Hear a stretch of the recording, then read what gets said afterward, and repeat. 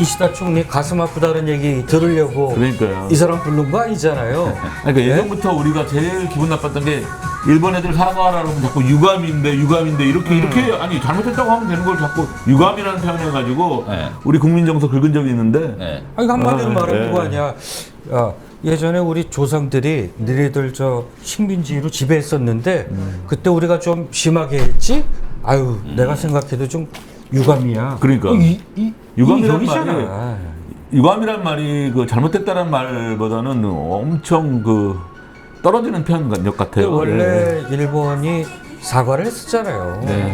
고노다마도 그렇고. 그러나 이제 아베라든가 일본 극우들이 집권을 하기 시작하면서 얘네들이 이제 그 과거 역사를 부정하고 점점 더 우경화되는데 이게 그 과거 자신들의 그 일본 제국주의 전쟁 침략해서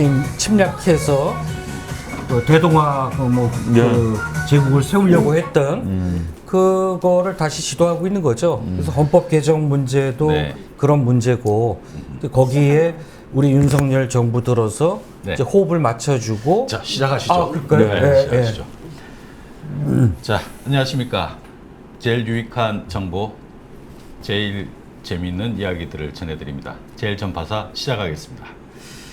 저는 프로그램 진행을 맡은 전파사 사장 김동현입니다. 그리고 오늘 함께 하실 MC 축제 전문 매체 참사리 김지영 대표 나와 계십니다. 예, 미래 문체부 장관을 하고 싶은 김지영입니다. 네. 그리고 40년 가까이 언론 현장에서 종횡무진 뛰고 계시는, 현재도 뛰고 계시는 김태혁 칼럼니스트 나와 계십니다. 예, 이게 나라냐 2년 반도 길다 김태혁입니다. 네, 반갑습니다. 네, 지금 현업에서 언론사에서 데스크 맡고 계시고 또 최근 정치평론가로도 활동하고 계시는 남기창 국장님 나와 계십니다. 반갑습니다. 네, 남희찬입니다. 늘 흐트러지지 않는 기본 그 언론인의 자세로서 오늘도 현장에서 취재 기자들과 열심히 그 정론직필을 하고 네. 있는 남희찬입니다. 반갑습니다. 네. 오늘 그 피플앤주스로 시작을 해서 오늘은 특별히 9시경에 호사카 유지 교수님. 호사카 유지 교수님, 호사카 유지 교수님, 생각 안 하셨죠? 네, 호사카 유지 교수님이 오시는데 그 마침 오늘 기시다 일본 총리가 방한을 했죠.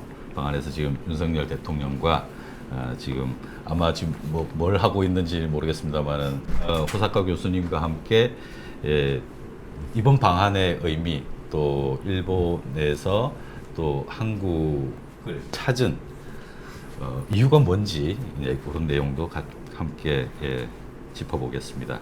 그러면 피플앤뉴스로 해서 시작하도록 하겠습니다. 먼저 사진을 띄웠습니다. 문다혜 씨입니다.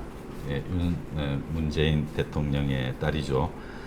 오늘 피플앤뉴스에서 그 문다혜 씨를 먼저 다루는 이유는 흔히 아실 테고요. 정유라 조민에 이어 문다혜까지 시간의 흐름이 2016년부터 시작되는 어찌 보면 윤석열 검찰 휘하에서 딸들 프레이드입니다. 이쯤 되면 딸틀이 전문 검찰 아니냐 이런 이야기까지 이제 할 수도 있을 것 같은데요. 지금 문다혜 씨는 지금 잔뜩 지금 화가 나 있는 상태고 가만히 있지 않겠다 맞서고 있는 그런 상황입니다. 요 이야기 잠깐 시작해 보도록 하겠습니다. 예. 이번에 그 문제가 됐던 게 그 2억 5천만 원 출판사로부터 받았다. 그게 수임료가 과다하다라는 얘기죠. 그러니까 그게 이제 가장 큰 문제인 것 같은데, 예. 제가 보기에는 그거에 대해서는 수임료가 과다에 대해서는 노무현 대통령한테 받았던 거를 전해주는 거라고 일단 한번 또 그 이야기가 나왔기 때문에. 네. 그거보다는 이게 원래는 이 사건이 불거진 건 4년 전이었죠. 네. 4년 전에 이제 그 국민의힘에서 고발했던 사건인데 네. 문재인 전 대통령의 사위죠. 지금은 이제 문다혜 씨하고 이혼해서 부부 관계는 아닌데 당시 그 사위가 이상직 예전에 중소기업진흥공단 이사장까지 예. 올라갔던 이상직 씨가 경영했던 타이 이스타젯 항공의 사위가 취직이 됩니다. 네. 근데 그거를 지금 털기 시작하면서 이 4년이 지났어요. 4년이 지나서 털면서 이게 곧 문재인 전 대통령의 뇌물이라는 겁니다. 그렇게 피의자로 적시가 네. 됐고요. 그렇다면 사위 월급은 뇌물이고 대통령 부인의 명품백은 감사의 선물이다. 이런 논리가 되는 거죠. 네. 그러니까 아마 이제 딸이 다희 씨가 어려웠을 때 생활비를 좀 지원을 했었는데 문 전 대통령이 사위가 취직이 되니까 이제 생활비를 지급을 안 하니까 원래 문재인 대통령이 지불했어야 될 돈을 월급을 받았으니 생활비 지급을 안 하니까 이게 곧 뇌물이라고 하는 논리인 거죠. 이게 그 논리를 들으면서 저는 그 옛날에 노무현 대통령 논두렁 시계가 생각이 나는데. 네, 그렇죠. 망신주의잖아요. 네. 예, 철저하게. 예. 근데 이게 오늘 지금 이제 방송 시작되기 전에 한 7시쯤 속보가 떴죠. 네. 오늘 김건희 씨의 그 명품백 그 수수 사건 네, 네. 그거에 대해서 검찰 그 수사심의위가 열렸는데 결론이 났습니다. 네, 네. 뭐 어떻게 전혀 나오나요? 놀랍지도 않아요. 예상했던 대로 불기소 의견으로 네, 네. 이게 이제 짜고 치는 고스톱 아니냐. 그러니까 뭐 예정됐던 수순인데 아니 왜 유독 이 윤석열 정부의 검찰은 김건희 앞에만 서면 작아지는지 지금 뭐 의혹이 한두 가지가 아니잖아요. 자고 일어나면 쌓여가고 있는 이게 지금 이게 너무 이제 누구 많지 말 따라 않습니까? 매를 벌고 있다. 네. 마일리지가 점점 쌓여지고 있다. 네. 그리고 어제는 또 뭐였습니까?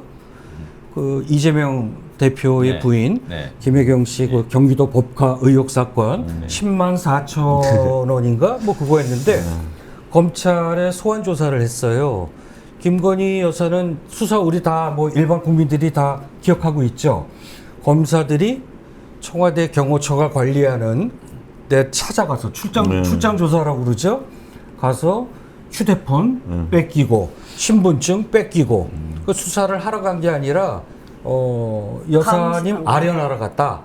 이렇게 해서 결국은 그 중앙지검이 무혐의로 결론을 내렸잖아요. 그랬더니 이원석 검찰총장이 면피 차원에서 그래도 자기 수심이라도 열었다라고 하는데 수심위의 구성 자체가 물론 검찰은 무작위로 선정을 했다라고 하는데 문제가 있는 게 수심위에 참여한 그 수심위원들 앞에 그러면 뇌물을 줬다라고 하는 최재형 목사의 그 견해도 들어야 되잖아요. 철저히 배제됐고 네. 참여한 게 이거는 죄가 안 된다라고 했던 중앙지검 수사팀, 네. 그다음에 김건희 여사의 변호인 측 이쪽만 의견 청취를 한 거예요. 이렇다라고 하면 이런 일방적인 수심위는 열리나 마나 아니겠어요? 거기에 비해서 지금 문다혜 씨 측에서는 지금 지난 4년 동안에 그렇죠. 지금 가족, 지인, 고교 동창까지 다 틀렸다라고 주장을 하고 있습니다. 그러니까요. 지금 어느 정도 깊이까지 수사가 됐는지는 뭐 지금 좀 공공연하게 나오고 있는 거죠. 조민 정도까지 간 것 같아요. 거의 예. 뭐 그 정도 수준으로 지금 예. 보고 있는 거죠. 뭐 거의 탈탈 거죠. 망신주기 아니냐. 네, 그 지금부터 그 만일에 이제 예상을 한다면 지금 이제 수사를 했던 것들을 지금 하나씩 이제 털어내면서 본격적으로 이제 진행을 한다 했을 때 조민 씨 수사했던 것처럼 하지 않을까 그 정도 예상은 할 수 있을 것 같습니다. 그렇게 조민 정도를 수사를 하면 안 당할 사람은 드물어요. 예. 그래 탈탈 털어가지고 하면은. 예. 그러면 이제 이게 과연 검찰이 4년이나 지난 시점에 갑자기 왜 이 건을 검찰의 특수부의 주특기가 또 그거 아니겠습니까? 그 언론에 슬슬 하나씩 풀어요. 네, 타이밍이겠죠. 타이밍이 그렇죠. 그렇죠. 예. 뭐 엊그저께는 조선일보 단독이라고 해서 뭐 김정숙 여사가 지인한테 지인을 통해서 5천만 원을 그 딸한테 송금하게 했다. 이렇게 흘려요. 그렇죠. 그러면 일반인들이 봤을 때 이거 무슨 뭐 불법 자금을 몰래 본인이 아니고 지인을 통해서 보냈다라고 하지만 이걸 따져보면은 그 당시에 문재인 대통령이 양산으로 내려가셨을 때 그때 극우 유튜버들 얼마나 소란을 부렸습니까? 뭐 마을에서 깽가리 치고 말이 안 됐죠, 그래서 그거는. 김정숙 여사가 밖에 나오기도 힘들 정도였어요. 그래서 아는 분한테 딸한테 그 좀 붙여달라고 했던 건데 아니 불법으로 송금할 것 같으면 어떻게 거기다가 송금인에다가 김정숙이라고 가로 열고 이렇게 송금을 했어요. 네. 아니 세상에 불법 자금을 계좌이체를 하는 사람들이 어디 있겠어요. 문대희 씨가 봤을 때는 앞서 그 조민 씨라든가 정유라 씨 그 선례가 있기 때문에 거기다 저기 뭐야 또 김정숙 여사 뭐 일본 아니 그러니까 인도 타지말묘 그것도 망신주기잖아요. 그다음에 그렇죠. 그 옷. 네. 그것도 그래서 뭐- 이게 어떤 식으로 진행이 될 것이다라고 어느 정도 예상은 할 수 있을 것 같아요. 그래서 뭔가 이렇게 가만히 있지 않겠다. 가만히 있지 않겠다. 그러면 어떤 반응으로 좀 적극적으로 대응을 하겠다는 네, 얘기죠. 적극적으로. 예. 그런데 이게 이제 이쪽 문재인 대통령 측이나 민주당도 지금 TFT 구성해서 대응하겠다라는 건데 저쪽의 의도가 너무 읽히잖아요. 지금 오늘 이제 수심이 이건 분명히 이제 국민 여론이 이제 뭐 싸늘해질 거예요. 그럼 그렇지.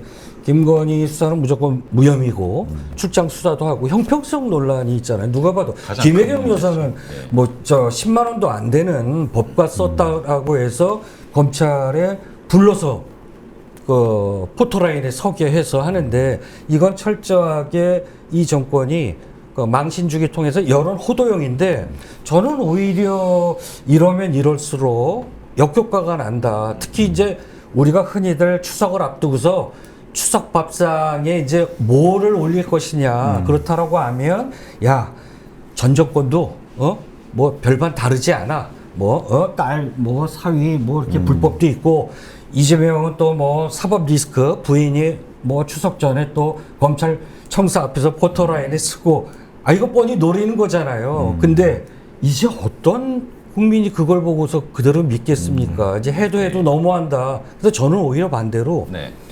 요번 추석 그 연휴의 밥상의 재물은 저는 또 역시 김건희다. 당연하죠. 예. 그거 또 뭐 이따가 다루겠지만 네네. 이번에 또 뭐 김영선 예, 의원 뭐 저 공천 개입 의혹까지 지금 자고 일어나면 김건희. 자고 일어나면 김건희. 그래서 아마 요번 이들이 노렸던 거는 문재인이나 이재명의 도덕성에 뭐 흠집을 내려고 시도를 했겠지만 오히려 저는 마이너스 역효과로 추석 밥상에는 아마 김건희 씨가 올라갈 것이다. 네. 이쯤에서 제가 궁금한 게 하나 있어요. 네. 아까 문다혜 씨 왜 사위 이제 금전적인 돈에 대해서 얘기를 하셨잖아요. 그게 얘기하시고 좀 지나가서 제가 잘 이해가 안 간 거예요. 왜 월급을 탄 걸 그게 왜 그렇게 된 거지? 정치적으로 되는 건지가 한번 좀 제가 그러니까 궁금해서. 예. 사위를 취직시키는 조건으로 예. 그 이스타 항공의 회장이 네. 이제 민주당 의원인데 국회의원. 예. 중소기업진흥공단 이사장 자리를 주는 조건으로 네. 사위 취직을 부탁했다라는 게 이제 검찰의 논리예요. 근데 그 이 수사를 전주지검이 했는데 전주지검이 4년 동안 묵혀 있다가 예.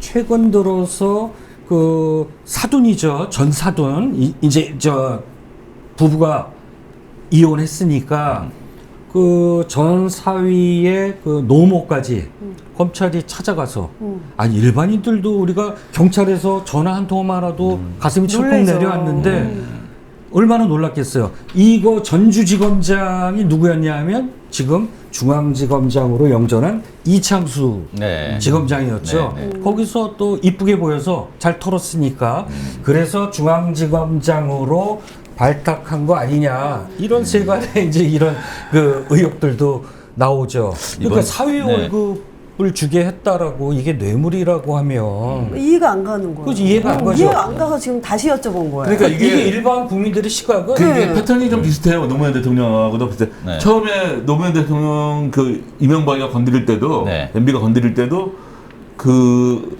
누구를 먼저 건드리냐면 그 가족을 먼저 건드리는 거예요. 예. 노무현 대통령도 가족 먼저 건드렸잖아요. 형 건드렸죠? 예. 뭐 하고 부인 건드렸죠? 부인 건드렸죠. 그리고 바로 칼날을 노무현 대통령한테 대는 네, 거 아닙니까? 그 노무현 대통령 못 참으시고 돌아가신 거고.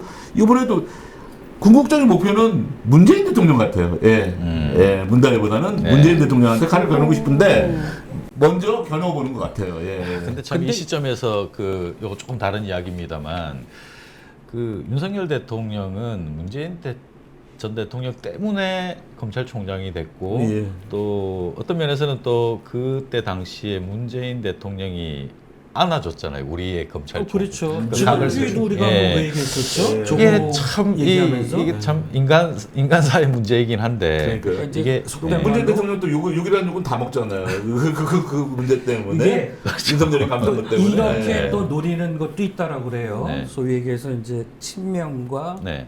친문 그룹 간에 네. 이제 이쪽이 이걸 던짐으로 인해서 이제 이간질 시키려고 하는 이제 진보 진영 분열인데 이거 이재명 대표가 정치적인 감각이 좀 남다른 것 같아요. 네, 그럼요. 뭐 지난주에 한동훈하고 여야 그 대표 회담 네. 공개된 모두 발언에서 네. 이 부분 짚었잖아요. 그렇죠. 그러니까 우리 절대 넘어가지 않는다. 그리고 이재명 대표가 양산으로 이제 문재인 대통령 찾아가서 네. 일이 암만 흔들어도 우리는 이렇게 굳건하다. 그러니까 근데 정치 보복이라고 하는 표현은 저도 반대해요. 저 앵커님하고 네. 똑같아요. 아니 이게 무슨 정치 보복이에요? 아니 윤석열 대통령이 문재인 대통령한테 보복할 게 뭐 있어요? 변방에 있던 검사 특검으로 끌어들여 중앙지검장 시켜 검찰총장 시켜 조국 때리고 청와대 압색을 하더라도 문재인 대통령이 뭐라고 그랬어요? 문재인 정부의 검찰총장이다. 맞습니다. 그래서 예. 결국 욕만 들어준 거 아닙니까? 네. 그런데 욕만 들어준 자기 그 은인이죠. 은인을 스승한테 칼을 진 거잖아, 어떻게 보면. 배은망덕한 그치. 거지. 그러니까 살모사 한 마리 키워놨다. 살모사가 뭡니까? 나중에 직접 부모 잡아먹는 거잖아요. 이것도 흔히 말하는 그 캐비넷에서 지금 묵혀두고 있던 걸 끄집어낸 거 아닙니까? 그렇죠. 지금? 그렇죠. 아니 그런 식의 노무현 대통령 다시 얘기해서 죄송한데 노무현 대통령 퇴임하고 자기 고향 마을 봉화에 가서 오리농법하면서 정치와 관련 없이 조용히 살겠다. 그 좋은 취지 아닙니까? 그런 대통령이 어디 있었습니까? 그거를 다시 끄집어내가지고 문재인 대통령 역시 마찬가지예요. 예, 퇴임해가지고 자기 고향에 가가지고 소통하겠다. 그것도 정말 대단한 거 아닙니까? 당내 예. 분위기는 어떨 것 같습니까? 이게 방금 말씀대로 예. 그때 그 트라우마가 있을 거거든요. 이게 지금 같은 수법으로 그 같이 이렇게 검찰이 전직 대통령 주변을 털기 시작해가지고 패턴이 같단 말이죠. 그렇죠. 예. 이제 그런 트라우마가 있다면 예. 응대하는 것도 그 전과는 달라야 될 텐데. 그러니까 이재명 당대표도 네. 이번 건에 대해서는 적극적으로 대응을 하겠다고 하는 거 아닙니까? 그러니까 예. 대응이 어떤 식으로 진행될 것 같습니까? 그러니까 민주당에서 같이 싸워 일련의 부분에 대해서 같이 네. 싸워 나가는 그런 네, 과정이 네. 될 것 같아요. 예. 그리고 이재명 대통령하고 문재인 대통령 전 대통령하고는 이재명 대통령이 돼. 이재명 대표하고 문재인 전 대통령하고 사이가 굉장히 돈독해요. 돈독 네. 이상이에요. 네. 그걸 깰 수 있지는 않다고 봐요. 깰 수도 없고. 예. 네. 당내에서는 그 윤건영 의원이 네. 뭐 어쨌든 문재인 대통령이 그렇죠. 이제 뭐 예, 예. 신보가 아니겠어요. 그래서 윤건영 의원이 이제 그 일종의 TF 네. 팀장 맡아서 효과적으로 대응하고 있고 근데 조국 대표도 뭐 그렇죠. 예, 예, 적극적으로 예, 지금 예. 같이 예. 가는 거죠. 예. 뭐. 그러니까 근데 동병상련도 있을 예. 것 같아요. 네. 저쪽이 노렸던 거는 이제 이쪽 민주진보 진영의 그 분열을 노리는 측면도 없지 않아 있어요. 왜냐하면 네. 뭐 문재인 대통령에 대해서 원망하는 민주진보 진영의 시민들도 많거든요. 어떻게 촛불로 혁명을 일으켜서 문재인 대통령한테 맡겼는데 어떻게 이 지경으로 만들어놨느냐. 지금 문재인 대통령이 사람이 이제 선한 의지 이건 누구나 다 인정해요. 하지만 지도자라고 하는 것은 우리가 뭐 성직자 뽑는 건 아니잖아요. 좀 강한 카리스마도 있고 이래야 되는데 윤석열 검찰의 난 때 문재인 대통령이 너무 무디게 대응했다. 그래서 지금 자기가 키워놓은 검찰총장이 네. 대통령이 돼서 지금 가족한테 지금 또 그치. 칼질을 하고 있는 거 아니겠습니까? 그러니까 일각에서는 이런 얘기 들으면서 저보고 또 무슨 어떤 댓글이 오거나 저를 공격할지 모르지만 정말 뭐 맞아요. 속된 말로 쌤통이다. 이렇게 얘기하시는 분들도 있어요. 그러니까 이거는 사실 민주진보 진영 내에 이쪽이 뭔가 이렇게 균열을 내려고 했던 것 네. 이런 반응이 나온다라고 하는 건 그러니까 일면 문재인 대통령 본인도 자기의 성격을 너무 잘하니까 정치를 안 하겠다고 한 거 아니에요. 근데 그게 또 그렇게 된 것도 아니고 노무현 대통령 돌아가시고 그러니까 그 기억은 납니다. 그것이 굳이 안 하겠다고 예. 그렇게 예. 그 굳이 안 하겠다는 사람 조국 대표도 많이 했는데 자기 정치 얘기만 나오면 굳이 안 하겠다라고 얘기하는 그 거 예전에 그 뭐 비서실장 하는 그 과정에서 임플란트를 몇 개씩이나 그때 그렇죠. 10개 왜냐하면 넘게 이제 그 잇몸이다 주저앉아가지고 그러니까 도저히 정치를 이제 뭐 정치판은 아니다라고 하신 분이 그 시대적인 요구 때문에 그랬죠. 해서 좋은 분은 네. 맞습니다. 하지만 대통령으로서의 어떤 그런 카리스마나 그런 리더십 네. 이런 부분은 좀 아쉬운 부분이 너무 많았죠. 그렇죠. 그러니까 거듭 얘기하자면 본인이 그것을 너무 잘 알고 정치를 안 하겠다고 한 거 아닙니까? 예. 그래서 앞으로는 정치하기 싫다라고 하는 분들 억지로 정치 일선에 이렇게 네, 끄집어내가지고 끄집어내갖고 이런 건 하지 말아야 될 것 같아요. 벼랑 끝을 몰리는 거잖아요. 안 하고 싶은 하겠다는 사람도 얼마나 사람은, 많아요. 네. 하고 싶은 사람 뽑아야지. 너무 많아서 하고 싶은 안 달라는 사람들 많죠. 예. 세 번, 네 번 나오는. 생각 있으시고요? 아무튼 그 문다혜 씨에게는 그 아마 참 고통의 시간이 이제 시작이 그렇죠. 될 것 그렇죠. 같습니다. 그게 어떤 아마 강단이 있어 보이고 이렇게 뭐 호락호락할 것 같지는 않은데 문다혜 씨는 아버지가 그 민주당 대통령 할 때도 정의당 소속 그 당원이었잖아요. 그렇죠. 예, 유명하잖아요. 예. 문다혜 씨는 그다음에 이제 SNS에서도 이렇게 침묵을 유지하지 않고 강하게 소리를 내요. 그래서 한때는 문재인 대통령의 이제 지금 X지만 예전 트위터 와 이거 트위터를 문다혜 씨가 하는 거 아니냐. 또 문재인 대통령이 어떤 입장을 내지 않고 답답할 때 네. 우리가 이제 고구마라고 그랬잖아요. 네. 이재명 대표를 답답하다고. 사이다라고 네. 답답할 네, 때 네, 문다혜 씨가 네. SNS 상에서 아버지의 심정을 적극적으로 대신해서 네. 알리고 그랬죠. 특히 저 사진 보면 네. 문다혜 씨가 저때 극적으로 나타나가지고 그랬죠, 예, 그랬죠. 너무 그 문재인 대통령의 지지에 큰 도움이 됐어요. 예. 저기 저 문재인 대통령이 이렇게 안고 있는 손자, 예. 이번에 손자 태블릿 PC를 털었다라는 거 아닙니까? 그러니까요. 검찰이 어머. 손자의 태블릿 PC도 털었다는 왜요? 거. 거기서 변호인이 뭐가 그렇겠다고? 이게 이제 문다혜 씨가 일부 썼다. 그래서 저것도 압수해 가서 지금까지 아직 안 돌려주고 있다고 그러죠. 그러니까 애 크다 보니까 계정을 이제 엄마 계정으로 해서 하니까 옛날에 조국 대표 그 딸 그 일기 작가이 다 털었던 거 아닙니까? 탈탈 털었죠. 남자친구부터 시작해가지고 뭐 주위 친척, 고등학교 친척까지 중학동자까지 다 털었다고 하더라고요. 아이고. 이렇게 되면 주변이 다 떠나가는 거예요. 하여튼 그 문다혜 씨가 어떻게 대응을 하고 또 버텨나갈지 또 응대를 한 게 또 검찰과 어떤 맞대결로 이어질지 저는 예, 강하게 잘 지켜보겠습니다. 하리라 그러니까요. 아주 믿습니다. 아니 여기 첨언하자면 정유라 씨는 좀 가만히 좀 있는 게 좋을 것 같아요. 나섰습니다, 씨가 빵이 여기가. 갈 때가 됐다고 얘기하는데 예. 아니 뭐 자기가 대통령 딸이에요. 비선실세 딸이잖아요. 같은 정유라 처지인데 씨는. 사실은 같이 그 어떤 이렇게 동료상련을 나누어야 할 그렇죠. 저는 상대인데 이게 언론이 키우는 거다. 그러니까요. 이렇게 프레임 싸움을. 근데 아니 체급이 다르잖아요. 전직 그리고, 대통령 딸하고 비선 실세 딸하고 어떻게 같이 체급이 맞아요. 거기다 그 삼성 승마로 엄청난 비리를 하는 그 사람 아니니까. 뭐 그래서 근데 죄값을 그거하고 뭐 똑같이 얘기하는 건 치른 말이 안 상태다 되죠. 보니 예? 죄값을 치른 상태다 보니 아마 그래서 문다혜 씨가 이번에 선배 적극적으로 입장에서 나선다고 하는데 정유라 콘도 좀 나서줬으면 좋겠어요. 다시는 그런 얘기 안 하게. 예. 알겠습니다. 요 이야기는 여기까지 하고 다음 사진으로 넘어가겠습니다. 지금 심우정 씨와 그 친구 한 명인데요. 네. 이게 어느 고등학교 졸업 사진입니다. 휘문 고등학교입니다. 우리 졸업사진입니다. 패널분 중에 네. 졸업장 졸업 사진이죠. 네네네. 예. 휘문 고등학교 81년 81회 졸업생들입니다. 예. 89년. 81회 그러니까. 아, 81. 네. 너무 횟수까지는 모르니까. 저 신문 나왔거든요. 아니 그러니까 선배는 81년도에 휘문고를 졸업했고. 73회요. 73회. 네. 그다음에 걔네들이 요 둘은 81회. 81회. 저 동기들 중에 유명한 사람 한 사람 더 있습니다. 현대차 회장하는 정의선 씨. 네, 네, 예, 그렇죠. 저들 동기입니다. 예. 이 두 분에 대해서 설명 좀 해주시죠. 예. 누구 사진일까요? 이쪽이 요번에 심대평 씨 아들 네. 전 충남도지사, 그러니까 충- 충남 도지사요. 도지사를 네. 했죠. 그리고 예. 저 자민당 대표도 하셨고 네, 네, 네. 유명하시죠? 네. 대권의 꿈도 있었습니다. 자민당이 아니고 자민련이죠. 자민련. 예. 자민당 하도 오늘 오래된 당이라. 오늘 오신 기시다. 기시다가 자민당. 그는 그렇지. 자민련. 자민련 예, 예, 옛날 예. JP 맞습니다. 네, 네, 네. 충남 맹주였죠, 맹주. 그렇죠. 그분이 근데 이쪽 그 안경 심대평 씨 쓰시나? 아들 안경 쓴 사람이 예, 심우정 씨고 지금 검찰총장. 다음 사진 이쪽이 잠깐.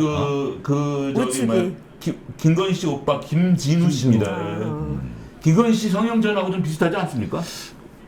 뭐 성형주 실물이 나오는데 아무튼. 이제 떠도는 그 사진 많잖아요. 변천사. 또 이제 이렇게 두 분이 성장을 했습니다. 네. 예, 한쪽은 이제 대통령 연구원의 오빠, 한쪽은 이제 검찰총장. 둘 다 이제 유명한 사람이 됐는데 휘문고등학교에 아주 유명하신 분들이었습니다.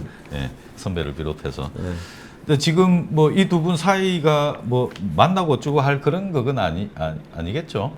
근데 저 김건희 씨 오빠 저분은 뭐 정권 초기에 저기 용산에서 회의할 때 참여를 했다고 할 정도로 네. 적극적인 개입에 의혹이 있으신 분이잖아요. 말이 예. 많았습니다. 예. 그렇죠. 말이 많았죠. 예, 정말 말이 말도 많았고 많았습니다. 하니까 예. 예.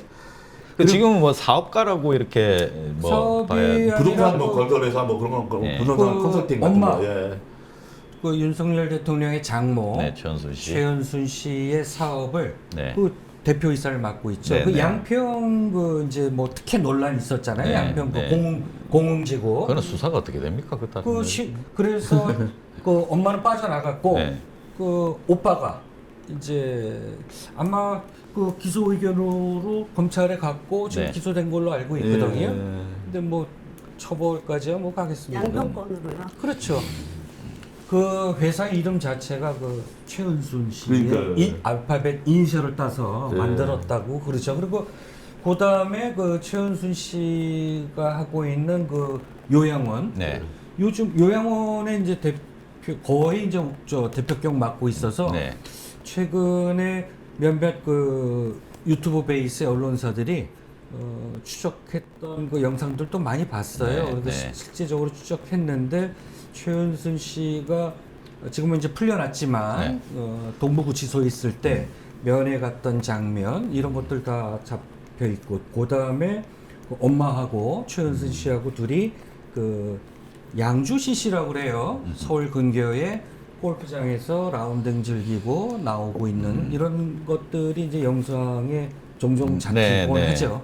예, 예. 제일 인상적이었던 건 뭐냐면 네, 네. 그 김진우 씨가 네. 그때 방송국에서 김건희 씨 얘기가 많은데 줄리라는 얘기도 있고 뭐 어쩌고 저쩌고 하는데 거기에 대해서 얘기해달라고 하니까 내 동생 김건희는 평생을 단 한 번도 술 먹은 적을 본 적이 없다. 그래. 그런 애가 어떻게 예, 줄릴 수 예, 있느냐. 예. 이거는 완전히 주장이다. 라고 강하게 심정을 얘기하셨는데 그때 아주 인상적이었습니다. 예. 근데 저 집안 얘기를 이제 주변에 들리는 얘기하면 네. 김건희 씨가 이 세상에서 제일 무서워하는 게 오빠다. 그렇다는 네. 얘기가 있더라고요. 왜냐하면 예, 이제 끔찍 못한다고 그럴 수 있을 것 같아. 예. 왜냐하면 아버지가 일찍 돌아가셨으니까 오빠가 장남 역할 하지 않았겠어요? 네. 오빠를 제일 무서워한다고 그래요. 그래서 아마 용산 이제 사무실 초창기 때 네. 시스템이 갖춰지지 않을 때 그때 회의에 뭐 이제 자주 참석하고 그렇죠? 이랬던 것들이 네. 이제 슬슬 나오기 시작하더라고요. 이제 아마 좀 지나면 네. 그런 파일들이 다 이제 나올 것 같아요. 예.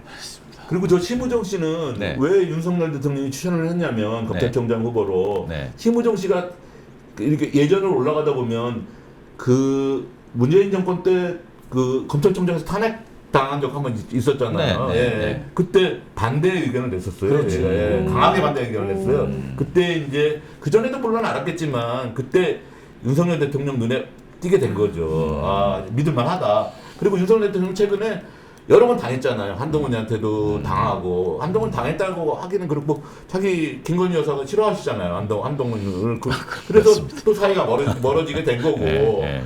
그리고 또 아까 그 얘기했던 그 저기 누구야 수사 이 누구야 그 검사도 네. 이원석? 뭐, 이원석이도 네, 저기 뭐야 이원석 검사도 뭐 집 앞에서 뭐 그거 하는 거는 좀 잘못했다고 얘기했잖아요. 네. 그것도 엄청 또 윤석열이 볼 때는 내가 뽑아놨는데 저런 소리를 해 기분이 나쁜 거예요. 아니 이번에 중앙지검에서 네. 그 명품백 네. 그 사건 뭐 혐의가 없다라고 결론 냈잖아요. 네. 이제 오늘 수심이가 이제 또 힘을 받쳐준 건데 네. 그때 이원석 검찰총장 뭐라고 그랬어요? 호기롭게 뭐 국민 눈높이에 맞게 뭐 맞습니다. 그다음에 맞습니다. 법과 원칙에 예, 따라서 예. 그러다가 중앙지검장이 수사 결과 보고했다라는 거 아니에요? 그랬더니 뭐 팩트와 맞습니다. 예. 법리에 입각하여 뭐 합리적인 판단을 내린 걸로. 근데 수심위는 왜 열었어? 이건 이제 마지막 자기 면피인 거지. 네. 나 그래도 이제 곧 옷 벗을 때 됐잖아요. 그러면 아 내가 그래도 검찰총장으로서 수심위는 열었어. 이제 면피성 수심인데 뭐 그렇고 그다음에 한동훈도 그렇지 않았어요? 예전에 명품백 사건 터졌을 때 이거 뭐 국민 눈높이에 맞춰서 수사해야 된다라고 했는데 중앙지검이 무혐의 결론으로 가닥 잡으니까 아 뭐 그래도 똑같이 그러지 않았어요? 팩트와 법리에 역시 맞게 잘 판단했다. 네. 심우정 검찰총장 후보는 네. 그 수사보다는 조직 관리나 충성심에 뛰어난 사람이에요. 그러니까 윤석열 대통령이 쓰기에 딱 입맛에 맞는 사람이죠. 그래가지고 이번에 또 청문회 때도 그 김건희 명품백 수사 그렇게 하는 거 잘못됐지 않느냐 할 때도 자기는 그렇게 그럴 수도 있는 사례가 많다. 그렇게 조사한 것도 많다. 그게 꼭 나쁘다고만 볼 수 없다. 그 국민 생각하고 완전히 반대되는 얘기를 해가지고 더 이쁨 받았을 거예요. 아마 어떤 특별한 문제가 없으면은 뭐 윤 대통령이 임명할 것 같다는 생각이 아니 듭니다. 뭐 당연히 입방하지. 그렇죠. 네. 여태껏 본인이 청문회 했으니까, 예. 인사 청문회 해갖고 김문수도 문재인 대통령이 근데 그냥 요번에 임명하는데 뭘? 요번에 보니까 그 청문회 때 보니까 심대평 씨의 아들이라 그런지 좀 그 강도가 덜하더라고요. 예, 뭐 검찰총장 되면 잘하실 거죠. 뭐 이런 식의 질문을 많이 나중에 하더라고요. 예. 정치 쪽으로 가면 갈 것 같은 느낌이 강하게 듭니다. 그럴까요? 예. 어, 뭐 이 정치는- 가문이 또 그러니까 이렇게 이어질 수 정치는 있잖아요. 지난번에도 얘기했지만 네. 이게 DNA가 있는데 있어요. 그러니까 네, 있어요. 만화님도 동아연필인가 뭔가 집안 엄청 좋다고 하시더라고요. 자, 그러면 재산이 그러니까 103억 그렇게. 네. 그러면 세 번째 사진으로 넘어가겠습니다. 사실 오늘 제일 큰 뭐 이슈죠. 지금 왜 왔을까? 그러니까요. 왜 왔을까? 퇴임을 앞두고 퇴임 왜 며칠 안 왔을까? 남았는데. 예. 테임 파티 해주려고 그러는 거 아니에요? 퇴임 파티는 지금 뭐 하고 한국에서? 있을 것 같고 이 이야기를 하기에 앞서서 예. 저희들이 그 지난 시간에도 우리나라에서 벌어지고 있는 그 친일 이걸 이벤트로 해야 되나요? 아주 독특한 현상이 벌어지고 있는데 그렇죠. 친일 세력이 정치권 또 국가 주요 기관에 이렇게 포진해 있는 이런 상황을 두고 어리둥절해하는 분들이 네. 많습니다. 이제 그런 중에 오늘 그 기시다 총리의 방한도 뭐 정상적으로 보기는 좀 어렵죠. 그렇죠. 원래대로라면은 지금 뭐 통상대로라면 미국에 가서 퇴임 앞두고 일본 총리들은 미국 가서 이제 뭐 파티하고 기시다 총리처럼 한국 많이 오는 사람 처음 봤어요. 세 번째잖아요. 세 번째. 왜 이리 좋아할까요? 아니 뭐 여기 오면 또 이렇게 그 윤석열 대통령 술친구 이렇게 둘이 환대해 케미가 주고, 맞잖아요. 상대가 될까요? 그러니까 일본에 이제 물론 이따가 뭐 호사카 윤 네. 교수님이 일본 내의 언론의 반응이라든가 정치권의 반응에 대해서 말씀하시겠지만 지금 이제 기회는 찬스다. 네. 지금 이제 윤석열 정부 들어서 일본이 하고 싶은 대로 지금 다 하잖아요. 네. 그러니까 특히 세 가지가 있잖아요. 일제 강점기 그 강제징용 문제라든가, 네. 그다음에 위안부 그 지금 피해자 할머니 배상 문제라든가 사과 문제, 그다음에 이제 독도 문제, 이 세 개가 일본이 이제 그 꿈인데 지금 강제징용 그다음에 위안부 피해자 문제는 윤석열 정부 들어서 정부가 제3자 배상 얘기하고 하니까 이제 다 해결됐다라고 보는 거예요. 마지막 남은 게 독도인데 지금 사도광산도 너무 웃기잖아요. 지금 뭐 그 사도광산 네, 유네스코 등록하는데 정부가 우리 정부가 반대했으면 절대 있을 수 없는 그렇죠. 일인데. 그렇죠. 이걸 근데 뭐 그게 지금 반대의 목소리를 안 한다는 게 더 웃기잖아요. 그러니까, 아니, 그게, 오히려. 이게 우리 진짜 김무수 말대로 우리가 일제 일본에 사는 것 같아요. 예.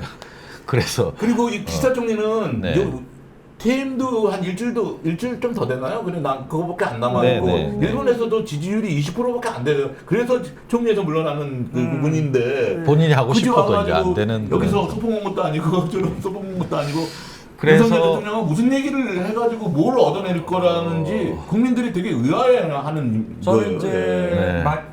마지막 그동안 이제 해왔던 것들 이거에 대해서 이제 다지러 온 것 같아.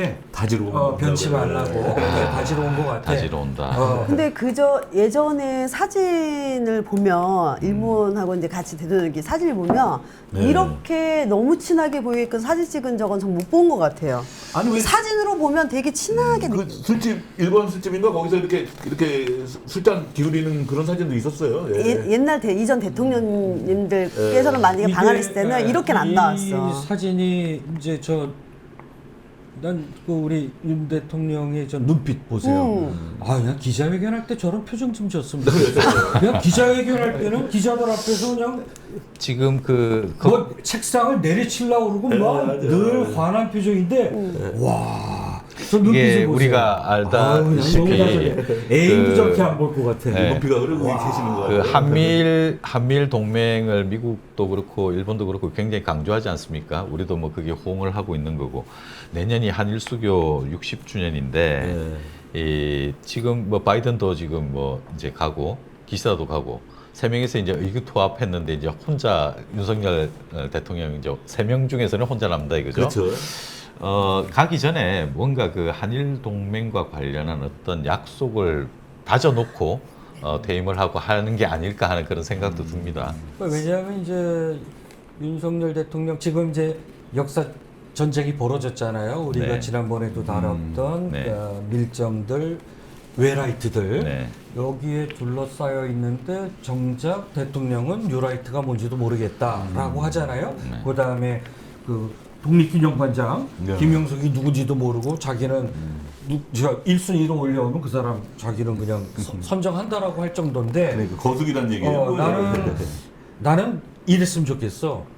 차라리 윤 대통령이 모르면서 그냥 뭐 남들이 다 해주니까 그냥 그래 내가 사인하면 되는 거야 이랬으면 좋겠는데 윤 대통령의 그 진심이 네. 정말 그 웨라이트들과 같이 그런 역사관을 가진 상태에서 저런 일들을 벌이고 있다라고 하면 이거는 정말 위험한 일이다. 이번 이 회담은 감동이 없습니다. 감동이 없고 그냥 의문만 있을 뿐이고 걱정과 의문인데 최근에 남기창 선배가 지금 가져와서 공개를 하실 테지만 그 국민이 또 일본 국민이 감동을 준 그리고 한일 관계가 어때야 된다라는 그런 답을 준 이 징표를 오늘 가지고 왔는데 다음 사진입니다. 소녀상입니다. 이 소녀상이 저 뒤에 이제 성동구라고 이렇게 적혀 있는데 지난 8월 14일 그러니까 광복절 하루 전날 성동구에 있는 소녀상 옆에 편지가 빈 의자. 있죠. 네. 빈 의자에 편지와 꽃이 꽃이 있습니다. 꽃이 있는데 이 사연을 소개하도록 하겠습니다. 예. 네. 그 성동구의 저 평화의 소녀상은 7년 전에 네. 성동구는 독특하게 학부모와 학생들이 중심이 돼서 건립 기념 사업회를 만들었고 네. 당시에 제가 중학생 학부모였어요. 그래서 제가 건립 추진위원장을 맡아서 예. 지금은 이제 기념 사업회장을 하고 있는데 네. 7년 전에 이제 저걸 세웠죠. 네. 세울 때 저 제막식 전날부터 저걸 왜 세우냐라고 해서 70대 노인이 성동구청에 가고 고래고래 소리 지르고 그래서 저는 제막식을 앞두고 누가 저걸 또 훼손하면 안 될 듯 싶어서 네. 저하고 같이 저 건립 추진위원 3명이 밤새 저걸 지켰습니다. 그날 뭐 고생하셨네. 부슬부슬 비가 내리는데 네. 다행히 아무 일 없이 네. 저걸 세웠는데 당시 일본의 언론 기자들이 네. 취재를 많이 왔어요. 새벽같이. 왜 박근혜 정부하고 다 합의를 봤는데 당신들은 이걸 왜 세우느냐라고 집요하게 묻는데 어쨌든 7년 전에 세워 성공을 했는데 저 자원은 어떻게 마련하셨어요? 자금은 학부모하고 학생들이 모금 활동을 했어요. 모금 성공. 활동을 예, 했어요? 예. 그래서 저 옆에 보면 그 대리석 옆에 보면 이렇게 노란 그 동판으로 예, 이름으로 이거 성금 모금하는 성금 거예요? 내신 분들 이름이 다 새겨져 있습니다. 그렇구나.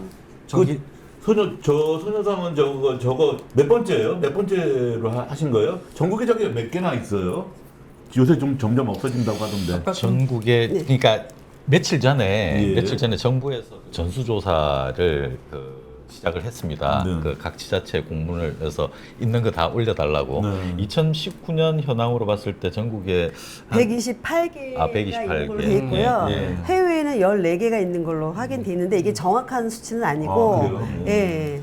일본이 죄송한데 예. 생김새는 다 똑같은 거예요? 좀 다 조금씩 다르죠? 요거는 김석영 그 부부 작가가 예. 처음에 만들었던 형태고요. 네. 저 형태가 좀 많고 뭐 지자체별로 아니면 추진위별로 별도의 디자인으로 하는 데도 그래요? 있고 네. 그렇습니다. 통일되게 한게 아니고. 통일되지는 않습니다. 소녀상이 이제 하나의 자기네들의 일제 강점기 전시 여성 성범죄잖아요.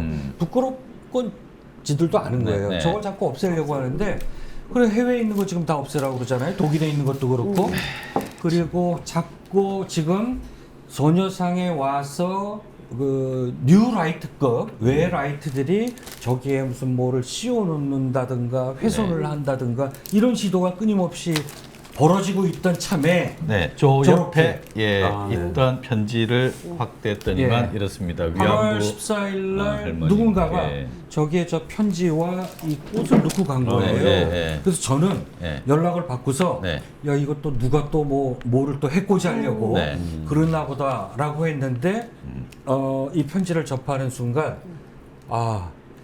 일본인 여대생이에요. 네. 근데 자기네들이 오히려 위안부 피해자 할머니들께 대신 자기네들의 조상의 죄를 사과드리고 싶다. 제가 멋지네요. 직접 할머니를 뵐 수 없지만 네. 직접 사과드리겠다라고 하면서 이렇게 편지를 네. 깨알같이 한글로 따박따박 한번- 썼어요. 이거를 네. 일본 여대생이 썼으니까 네. 우리 여대생인지는 어떻게 아셨어요? 이렇게 써 있습니다. 여대생이 예, 꽃은 예. 이제 우리 이렇게 김지영 이렇게. 앵커가 한번 편지죠. 네, 편지를 한번 읽어보시죠. 내용을 한번 김지영 예. 오늘 한번- 최초 공개입니다. 방송 최초 공개예요? 최초 공개입니다. 한번 이렇게 원본이 이렇게 앞뒤로 해서? 앞뒤로 이렇게 네, 앞에 뒤로 예. 길게 쓰셨네. 제가 한번 읽어보겠습니다. 네. 위안부 할머님께 안녕하십니까. 더운 날씨가 계속되고 있습니다만 잘 지내고 계신가요? 저는 일본에서 온 일본인 대학생입니다. 저는 역사를 배우는 과정에서 일본인으로서 위안부 할머니께 사과를 해야 한다고 느껴서 이번에 편지를 쓰기로 했습니다. 우선 일본인으로서 과거 일본인이 저지른 끔찍한 만행에 대해 진심으로 사과드립니다. 정말 죄송합니다. 가해자는 시간이 흐르면서 자신이 저지른 사건을 잊어버리기 쉽습니다. 한편 피해자는 평생 고통을 느끼면서 살고 있다는 것을 저는 알고 있습니다. 그렇기에 이렇게 편지를 쓰고 죄송하다는 마음을 전해드리고 싶었습니다. 제가 정말로 이 편지를 통해 위안부 할머니께 사과의 마음을 전해드리고 싶었기 때문입니다. 아무 권력도 없고 무력한 한 대학생인 제가 할 수 있는 방법이 이거밖에 없었습니다. 사실 일본에서는 저와 같은 마음을 가진 사람이 많이 있습니다. 그러나 그런 마음을 갖고 있다고 하더라도 저처럼 행동하는 사람은 거의 없습니다. 일본에서는 소수이나마 구구, 이제 험한 세력들이 존재합니다. 그 사람들은 활동하는 사람들입니다. 즉 실제로 일본에서는 저와 같은 마음을 가진 사람이 극우보다 더 많지만 저와 같은 마음을 가진 사람보다 이제 극우로 험한 세력들이 더 활동을 하기 때문에 마치 일본에는 이제 극우 혐한이라고 세력들이 많이 있다는 오해가 생기는 겁니다. 극우 험한 세력들은 자신이 자랑스럽게 여길 수 있는 것이 일본인이라는 것밖에 없어 제일 자랑스러운 일본인이 저지른 과거의 만행을 은폐하고 싶은 겁니다. 인터넷에서는 극우 험한 세력들이 많이 있게 보입니다. 그러나 실제 생활에서는 그렇지 않습니다. 인터넷상에서 극우 험한 세력들이 많은 것은 극우 발언에 공감해주는 상대가 인터넷상에만 있기 때문에 필연적으로 실제 생활 공간이 아닌 인터넷상에 극우 험한 세력들이 모여오는 겁니다. 일본에서도 위안부 할머니들 사랑하는 사람이 인터넷상이 아닌 실제 생활, 현실 공간에서 많이 있다는 뜻입니다. 소수의 일본 극우 험한 세력들 또는 친일파 육성 프로그램 때문에 세뇌를 당하고 나라를 버리는 친일파 한국인이 있다는 사실에 대해서는 전 세계가 알아야 할 큰 문제고 대책을 세워야 할 문제라고 생각합니다. 저는 앞으로도 일본과 한국을 사랑하는 일본인으로서 제 나라가 저지른 과거에 대해서는 잘 인정하고 사과의 마음을 가지고 살아가겠습니다.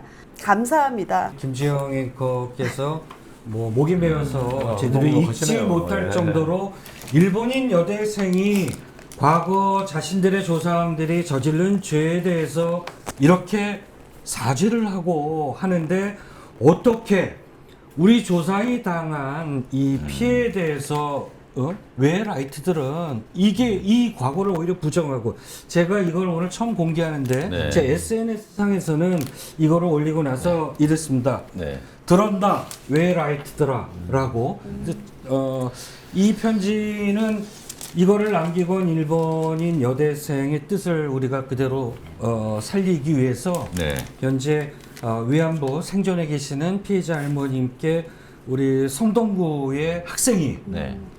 대신해서 전해드리려고 기획 중에 있는데 네. 현재 뭐 잘 아시다시피 피해자 할머니들이 생존하신 분들이 점점 줄어들고 또 몸이 불편하셔서 기력이 없으셔서 그래서 대구에 계시는 이제 이영수 할머님이 그나마 제일 이제 건강하게 활동하시는 것 같아서 네. 저희가 정의기억연대 그쪽을 통해서 일정이 잡히는 대로 예. 이 편지를 남기고 간 일본인 학생 대신 네, 네. 저희가 대신 피해자 할머니한테 근데 전달해 드릴 일본인 학생이 계획을 지금 한글로 쓴 거잖아요. 예. 글을 너무 잘 그러니까 썼어요. 글도 잘 썼지만 그 네. 마음이 이 친구가 쓴 마음이 너무 전달이 되니까 감정이 격해지는 거예요. 아까 그 편지를 그 김지영 대표가 그 읽다가 연습하면서 읽다가 자꾸 훌쩍거리는 거예요. 그래서 아니 그 연습 삼아 못 읽는데 읽겠더라고요. 자꾸 훌쩍거리길래 나 연출하나 싶어서 무슨 연습을 이렇게 실감나게 아니에요. 하지? 근데 진짜 울고 있어요. 저는 이 그래가지고 방송을 네. 꼭 그 윤석열, 김건희 대통령이 봤으면 좋겠습니다. 예. 김건희 대통령. 소녀상의 의미는 우리가 평화의 소녀상이라고 그러잖아요. 우리가 네. 일본하고 싸우자고 반환의 의미로 세운 게 아니고 네.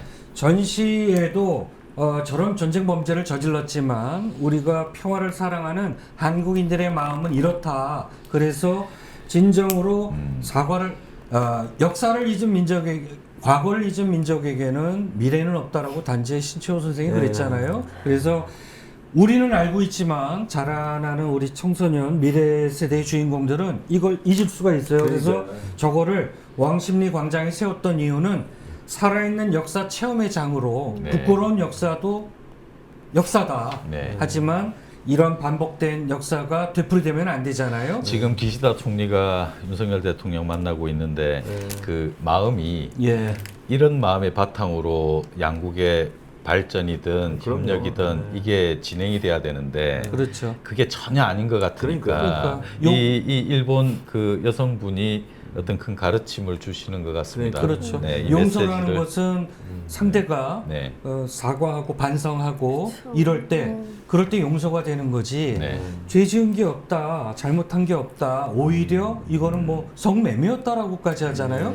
아니 나는 그들이 그런 것까지는 이해를 하는데 어떻게 국내에 있는 역사 그 외국도 정도껏 해야죠. 그래서 잠시 뒤에 우리 호사카 유지 교수님을 모시고 아까 잠시 저한테 귀뜸을 하시는데 기시다 총리 온 이야기 절대 좋은 이야기 할 수 없다고 저한테 말씀하셨어요. 당연하죠. 그래서 아니 어떤 말- 기시다 총리가 아까 저기 네. 일제 시대 때 사과한 것보다 저 위안부 할머니 저 일본 여대생이 사과한 게 훨씬 가슴에 그렇죠. 와닿잖아요. 네, 맞아요. 예.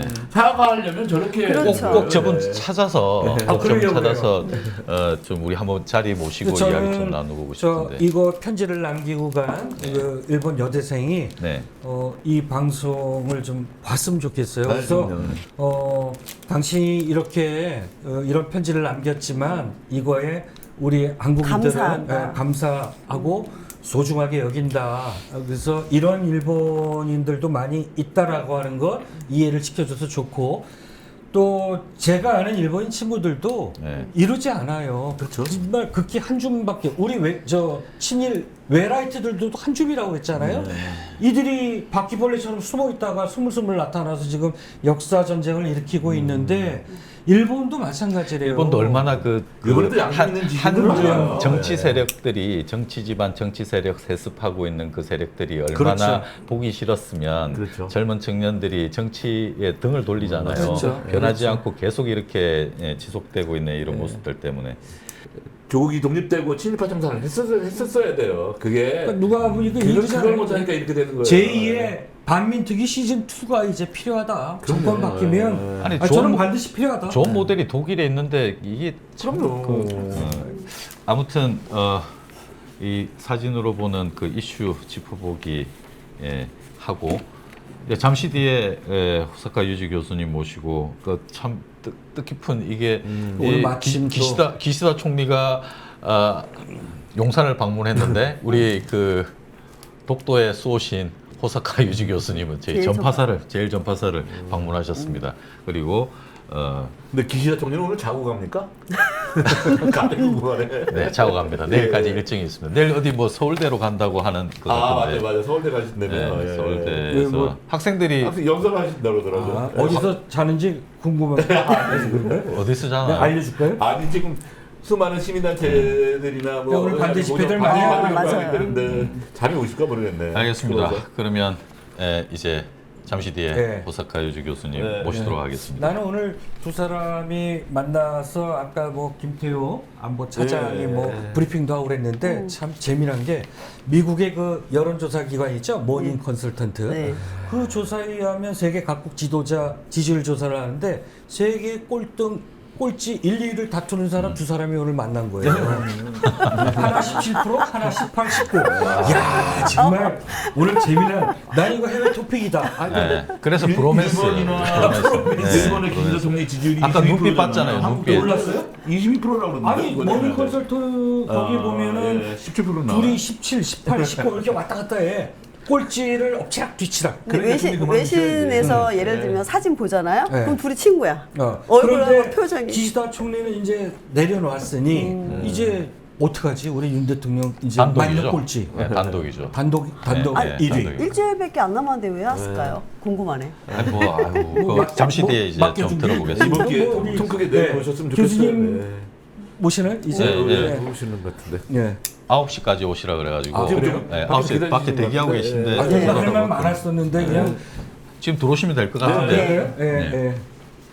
기자들과 함께해 모두 모여 다 같이 정치와 시사 토론 전문가들 한자리에 재미와 함께 진지 색다른 시선으로 심도 있는 재미 놓치면 안돼 함께하는 시간 모든 이야기 너미세 등장해 목소리 높여 이야기 연예 기자도 참여 다양한 의견 모여 깊이 있는 토론이 우리 마음을 사로잡아 정치와 시사 모두 흥미롭게 펼쳐져 놀라움 가득해 흥미진진한 순간 다 함께 즐겨봐 제1전파사와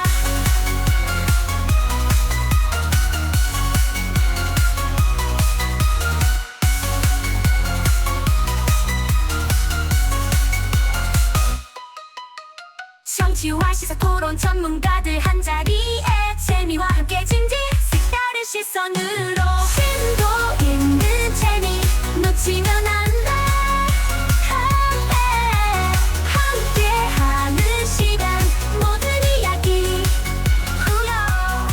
컬럼니스트 등장해 목소리 자, 이제 여러분들이 잘 아시는 아주 유명한 분이시고 고마운 분이십니다. 세종대 독도종합연구소 호사카 유지 교수님 오셨습니다. 어서 오십시오.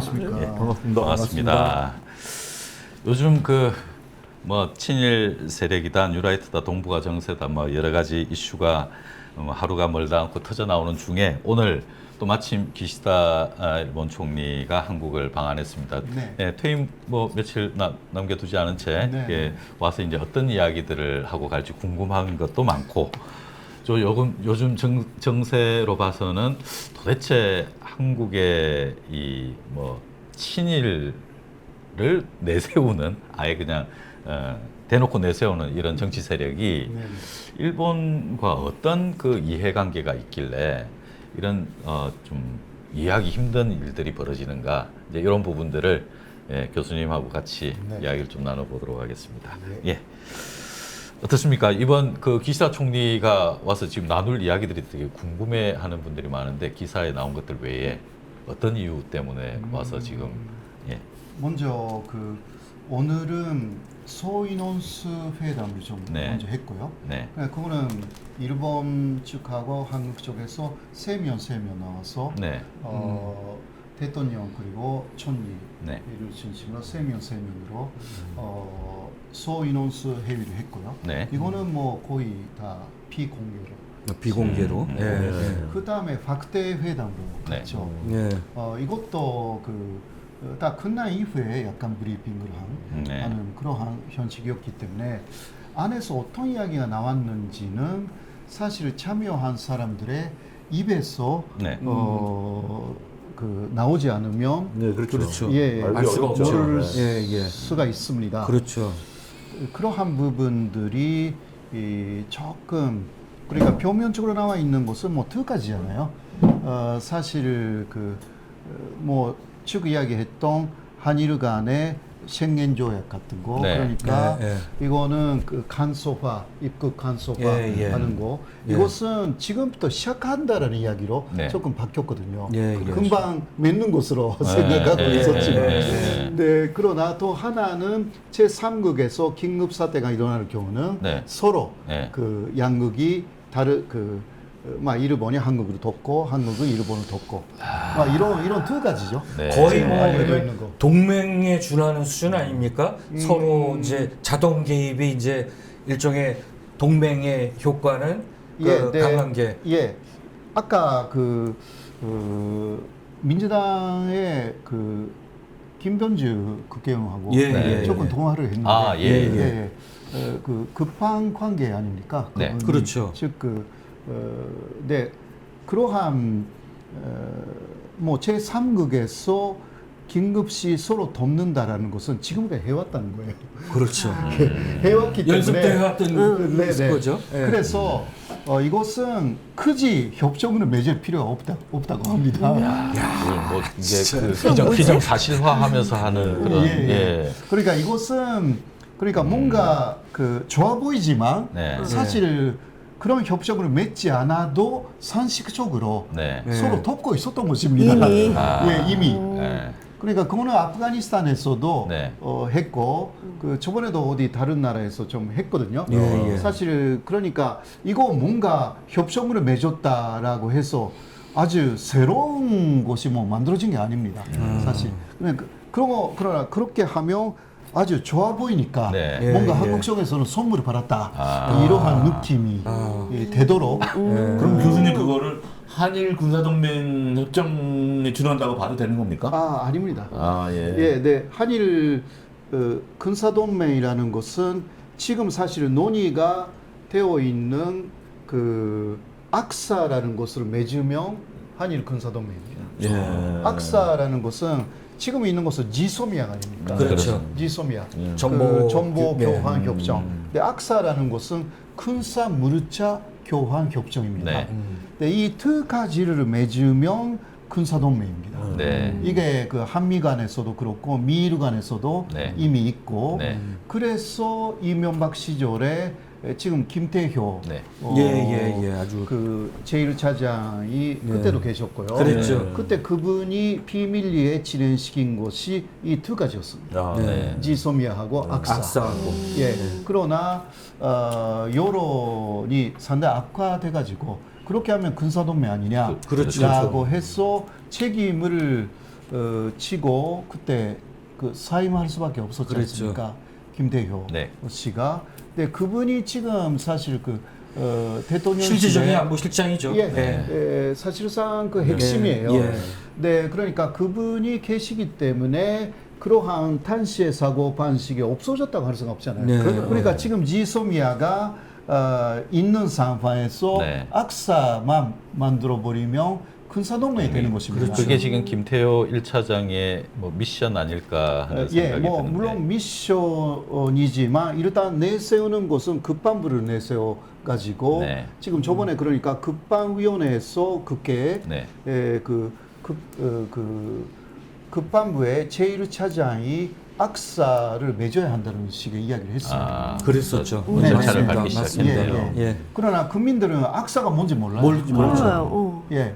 악사가 지소미아하고 무슨 뭔가요? 악사. 악사가? 예, 예, 이거 두 가지로 당시 이명박 때는 군사동맹이다라는 이야기가 나왔기 때문에 그랬죠. 그 국민들은 아 그렇구나라고 예, 생각했는데 네. 지금 나눠져 있기 때문에 뭐가 뭔지 예, 몰라요. 예. 그때 당시에 교수님께서는 그 독도 사랑으로 훈장까지 받으셨을 때 아닙니까? 아, 네. 그때 이런 그 지소미아와 악사 움직임이 있었을 때 네네. 그때는 그 내용을 파악을 하고 계셨습니까? 그때 어땠습니까? 그때는요 사실 그 여러 곳에서 그러니까 정부 기관 중에서 네.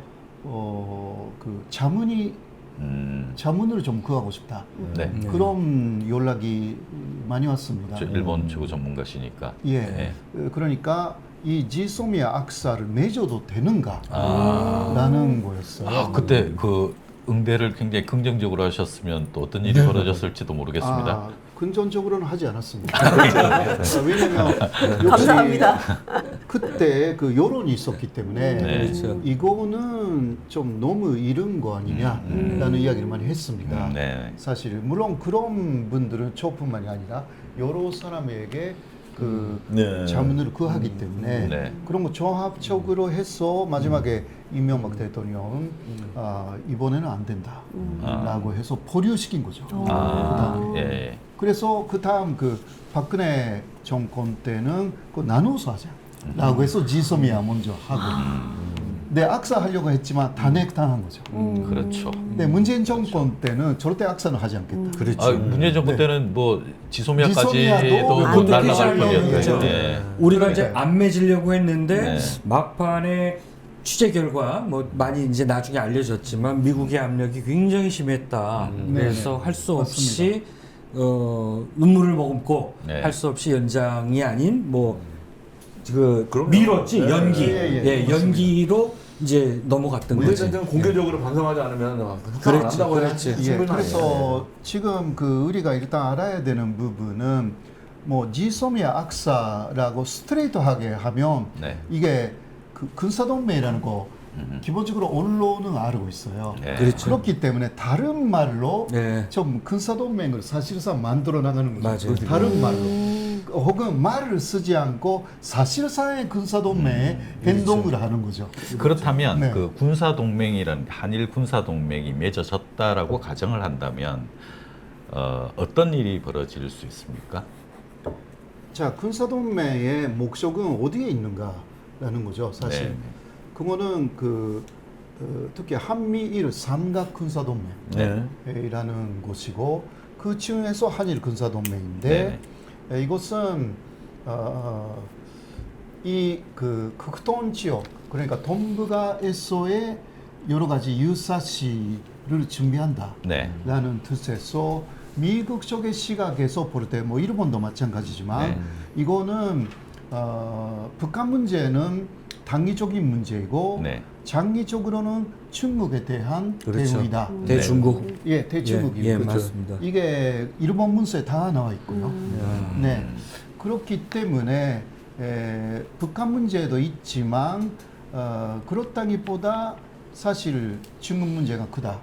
그래서 결국은 대만 유사시라든가 그러한 때에 미국은 일본 자위대가 움직이는 것을 원하지만 네. 사실 한계가 있습니다. 그렇죠. 그 평화 헌법 평화헌법 때문에. 예. 그래서 그 상대방의 산유할 수가 없는 그렇죠. 네. 일본 자위대입니다. 네. 그렇기 때문에 그것을 대신하는 것은 미군하고 사실 한국군입니다. 네. 그렇죠. 실질적으로. 예, 실질적으로는. 그래서 그 빈센트 브록스라는 전 주한미군 사령관에게 네. 전 사령관이지만 예. 여러 언론사가 네. 인터뷰를 했습니다. 네. 2년 지금 전에 이야기인데 어떤 인터뷰냐? 혹시 대만 유사시 네. 주한미군은 어떻게 움직이는가? 네. 라는 물론 전 사령관이지만 네. 그 굉장히 확실하게 이야기를 했습니다.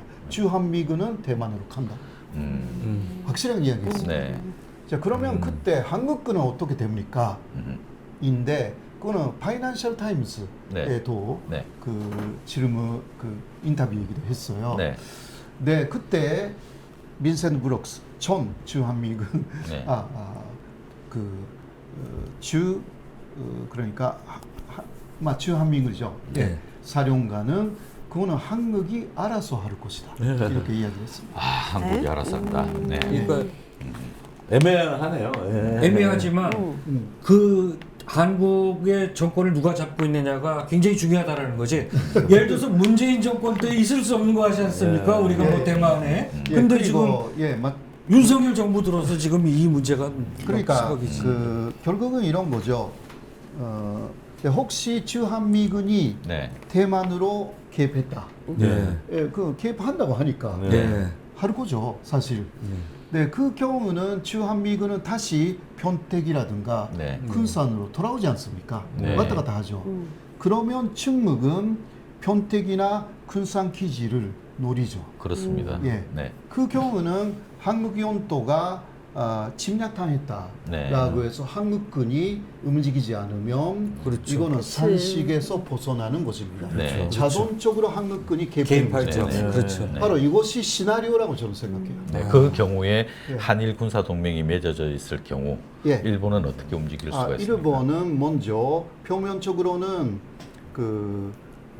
좀 먼 데서 미사일을 날리거나 이거는 지금 있습니다. 일본은 미사일이 없지 않습니까? 미사일은 토마호크라든가 그 네. 수준이지만 네. 미국한테 500대를 구입하는 계약을 이미 했고요. 지금 계약이 돼 있는 상태입니까? 예. 그거는 오키나와에 여러 곳에 예, 여러 곳에 그리고 오키나와를 중심으로 지금 그 일본의 조그만 섬들에 네. 미사일 부대가 다 들어갔습니다. 그래요. 지금 네. 그게 이제 그 중국과 대만의 전운 상황 때문에 네네. 지금 그 미국의 그 네. 지금 대응 전략에서 예. 지금 비롯된 거지 않습니까? 맞습니다. 지금 한일 군사 동맹도 그러면 미국의 이 전운에 대한 대책의 일환으로 미국이 한미일 군사 동맹 체제를 빨리 구축하고자 하는 그런 그런 상황이- 것은 확실합니다. 네. 근데 또 주일 미군 이거는 주한이 아니라 주일 미군 사령관이 네. 또 파이낸셜 타임스의 네. 인터뷰에 응했습니다. 아, 예. 네, 지금 그 일본 주변에 네. 당신들이 뭐 준비를 하고 있는 거 아니냐 그러한 그 질문이었는데 네. 준비하고 있다. 그러니까 일본을 중심으로 네. 이 주변에 그러니까 한국도 포함되는 거죠. 네. 언제든지 전쟁이 일어나도 대처할 수 있는 준비를 다 하고 있다. 그 이야기를 역시 2년쯤 전에 했습니다. 그거는 역시 파이낸셜 타임스에 보도가 다 됐고요. 네, 예. 근데 그때 이런 이야기를 했어요. 그 사람이 미국은 우크라이나에도 사실상 우크라이나가 그 스스로 싸울 수 있게 네. 전쟁을 준비했다. 그 차원에서 지금 일본 중심의 지역에 준비를 하고 있는 것이다. 네. 그때부터 2년 정도 지났습니다. 그러니까 우리가 목격하고 있는 것은 그 조그만 섬들에 거의 다 미사일 부대가 들어갔어요. 예, 그거는 미군은 많지는 않고요. 네. 일본 자위대가 미사일 부대로 많이 들어갔어요. 상황이 이렇게 되면 일본의 네. 그 평화헌법도 이제 좀 손질이 될 가능성이 생기지 않습니까? 예, 사실 그러니까 2022년에 12월에 네. 그 새로운 그 결정을 기시당을 했고요. 네. 그렇죠. 네, 그거는 그래서 아까도 이야기했지만 뭐 한국에서 말하면 선제 타격을 허용한다. 네. 라는 거. 선제 타격 사격, 있었죠. 선제 타격. 일본 말로는 이거는 적기지 공격 능력을 갖는다. 네. 그렇죠. 그런 식으로. 그러니까 선제 공격을 허용하는. 그럼 법을 바꿔야 되잖아요. 그렇죠. 예, 자위대가 아닌 거지 네. 이제. 네, 그렇죠. 예. 그거는 헌법까지 바꾸지 않아도 일단 자위대 법을 어느 정도 바꿨다고 합니다. 네네. 예, 예. 선제 움직이 있었기 네, 때문에 네, 예. 네. 예. 그러니까 그쪽에서 이쪽을 공격한다라는 기미가 보이면 네, 쏠 수 공격할 수 있다. 있다. 네, 그렇죠. 근데 사실은 그 기미라고 하는 게 자의적인 해석인 거죠. 그러니까. 저쪽이 어떤 의지를 가졌는지 그러니까. 그걸 누가 판단할 거냐는 거지. 그러면 선제 타격이 가능하다라는 거죠. 그러니까. 현실적으로는. 그렇죠. 현실적으로 어떤 것도 그렇죠. 기미로 보이니까. 그렇죠. 이거는 해석. 그렇죠. 해석을 우리 쏠려고 더- 그랬으니까 우리가 공격을 자위권 차원에서 공격을 안 할 그러니까요. 할 수밖에 없었다. 그렇죠. 명분을 공격을 만드는 하려고 거지. 하면 모든 것을 그쪽에서 공격하려고 하네. 그런 식으로 하면 다. 할 수가 그래서 있기 어찌 보면 이런 것들이 대중국의 기지로서 미국이나 일본은 이해관계가 맞는다고 저는 네, 맞습니다. 생각을 해요. 그러나 한국은 한반도 지리적인 위치상 사실은 중국, 러시아하고 적당한 등거리 외교를 해야 되는 거죠. 그러니까 문재인 대통령 그거 몰라서 안 했겠어요. 그래야 되는데 근거리 얘기하는 거죠. 예. 예를 들어서 우리가 너무 미국과 일본 중심의 외교를 한다라면 네. 국방을 포함해서 이렇게 되면 중국과 러시아에 우리가 또 적을 지는 거 아니겠느냐. 네. 지금 그게 적이잖아요, 지금. 예. 지금 윤석열 정부 들어서 급작스럽게 이 노선이 지금 변하고 있단 말입니다. 그 와중에 또 예전에 이렇게 몰래 숨어서 지냈던 그 뉴라이트들 이들이 많지도 않은 숫자가 지금 정부 요직에 심지어는 3대 국책 연구기관이라는데 수장들이 전부 뉴라이트 학자 네네. 분리되는 사람들이 박혀 있어요. 그래서 이 뉴라이트라는 개념이 사실 뭐 이게 그 어떻게 보면 친일 개념하고는 전혀 다른 그러니까 일본하고 영역인데 상관없는 얘기예요. 이제 그 예. 등급이 이제 동일시되는 지금 현재 예. 상황입니다. 네. 그래서 어떻게 뉴라이트가 친일이지 왜 그런 일이 벌어지는지 그것도 한번 좀 여쭤보고 싶은 부분입니다. 예. 사실 그 뉴라이트의 기본적인 생각은 역시 반공이라는 네. 그렇죠. 게 있습니다. 네. 친미 반공. 친미 입니다.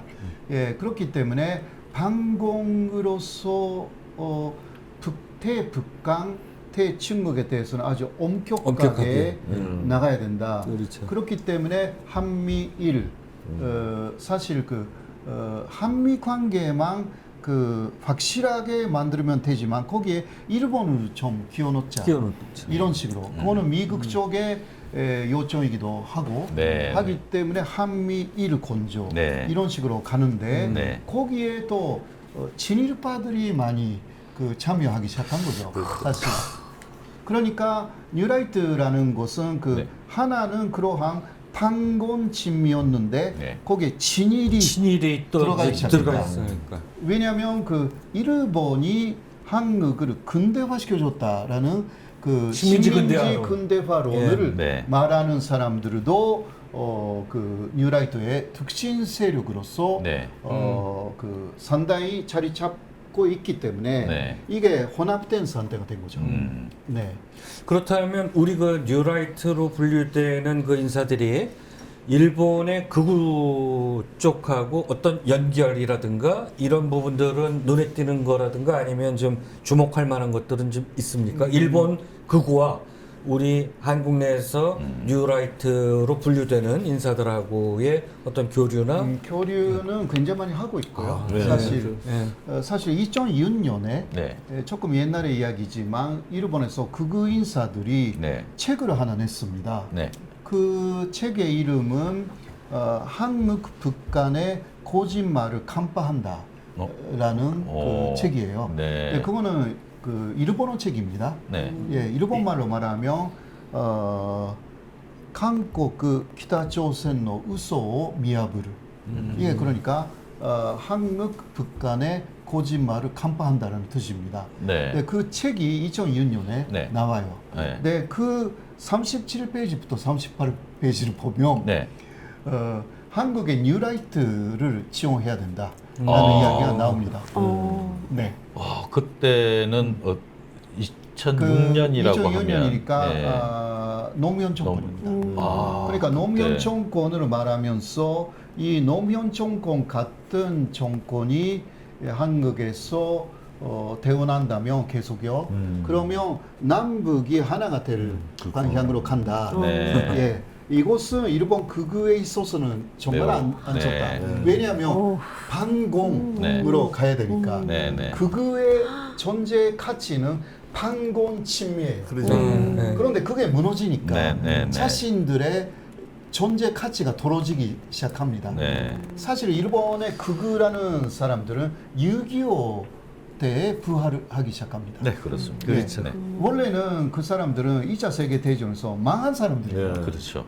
그런데 부활하기 시작했어요. 왜냐하면 미국 쪽에서 좀 6.25도 일어났기 때문에 일본의 극우도 어느 정도 친미를 맹세한 사람들을 네, 네. 부활을 시키자. 네. 이런 식으로 해서 키시노브스키라든가 네. 아베 네. 신조의 외할아버지, 예. A급 정범에서 예. 이제 풀려나기 시작합니다. 그러니까 그 사람들은 반공이 있어야 살 수가 있는 사람들이에요.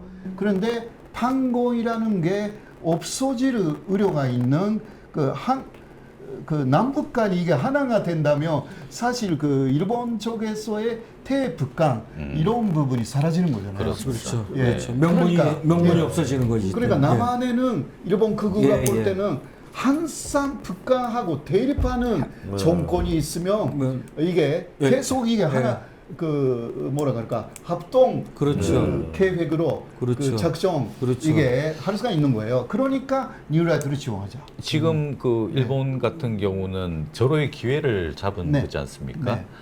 그동안 풀지 못했던 퍼즐들을 다 끼워서 네, 네. 또 해외로 군사적으로든 어떻게든 진출할 수 있는 계기를 마련할 수도 있고 네. 그 미국과 공조, 한국의 반공 세력과의 그 공조, 네, 네. 이 삼각자의 공조가 예, 삼각자의 공조가 이때 아니면 놓칠 수도 있겠다 이런 위기감이 있어서 굉장히 좀 있습니다. 서두르는 거 아닐까 이런 생각이 예. 듭니다. 왜냐하면 이명박 때 그때도 뉴라이트가 태고 나왔잖아요. 그렇죠. 그때 네. 이제 막 네, 그러나 이명박 대통령이 좀 실패를 해요. 네. 독도 그렇죠. 가버려 가지고 예. 독도를 가서 독도 그때 가서 완전히 예, 이제 예, 완전히 그 상징적인 만취한 거예요. 그랬죠. 사실. 그랬죠. 그 다음에 박근혜 대통령에게 일본 극우는 좀 기대를 했지만 탄핵당했습니다. 네. 그러나 예, 예. 박근혜 대통령 때는 극정 교과서를 그럼요. 만들려고 그랬죠. 했어. 아. 거기에 그러니까 개입을 하려고 했죠.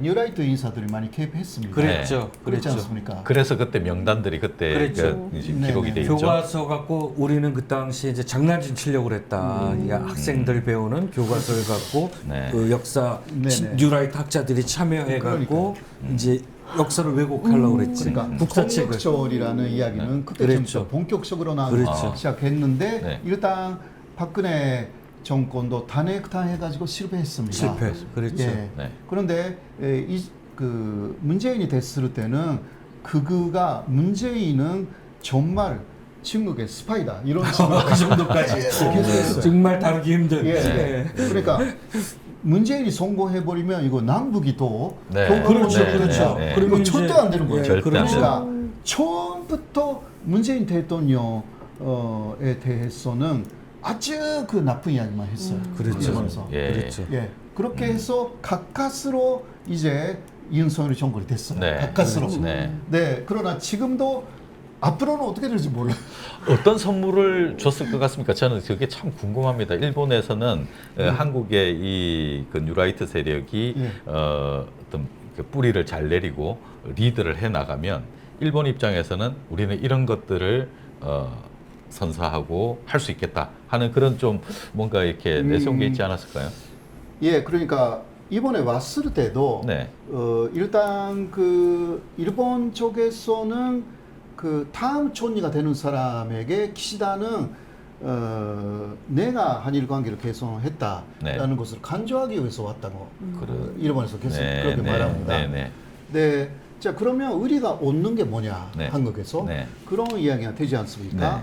네, 그거는 그 사실상 막 얻는 것이라기보다 막 일본 쪽에서 얻는 것인데 네. 마치 한국 쪽에서 얻는 것처럼 보이게 만든 것이 이게 바로 아까도 좀 나왔지만 생긴 조약이죠. 그러니까 입국 간소화.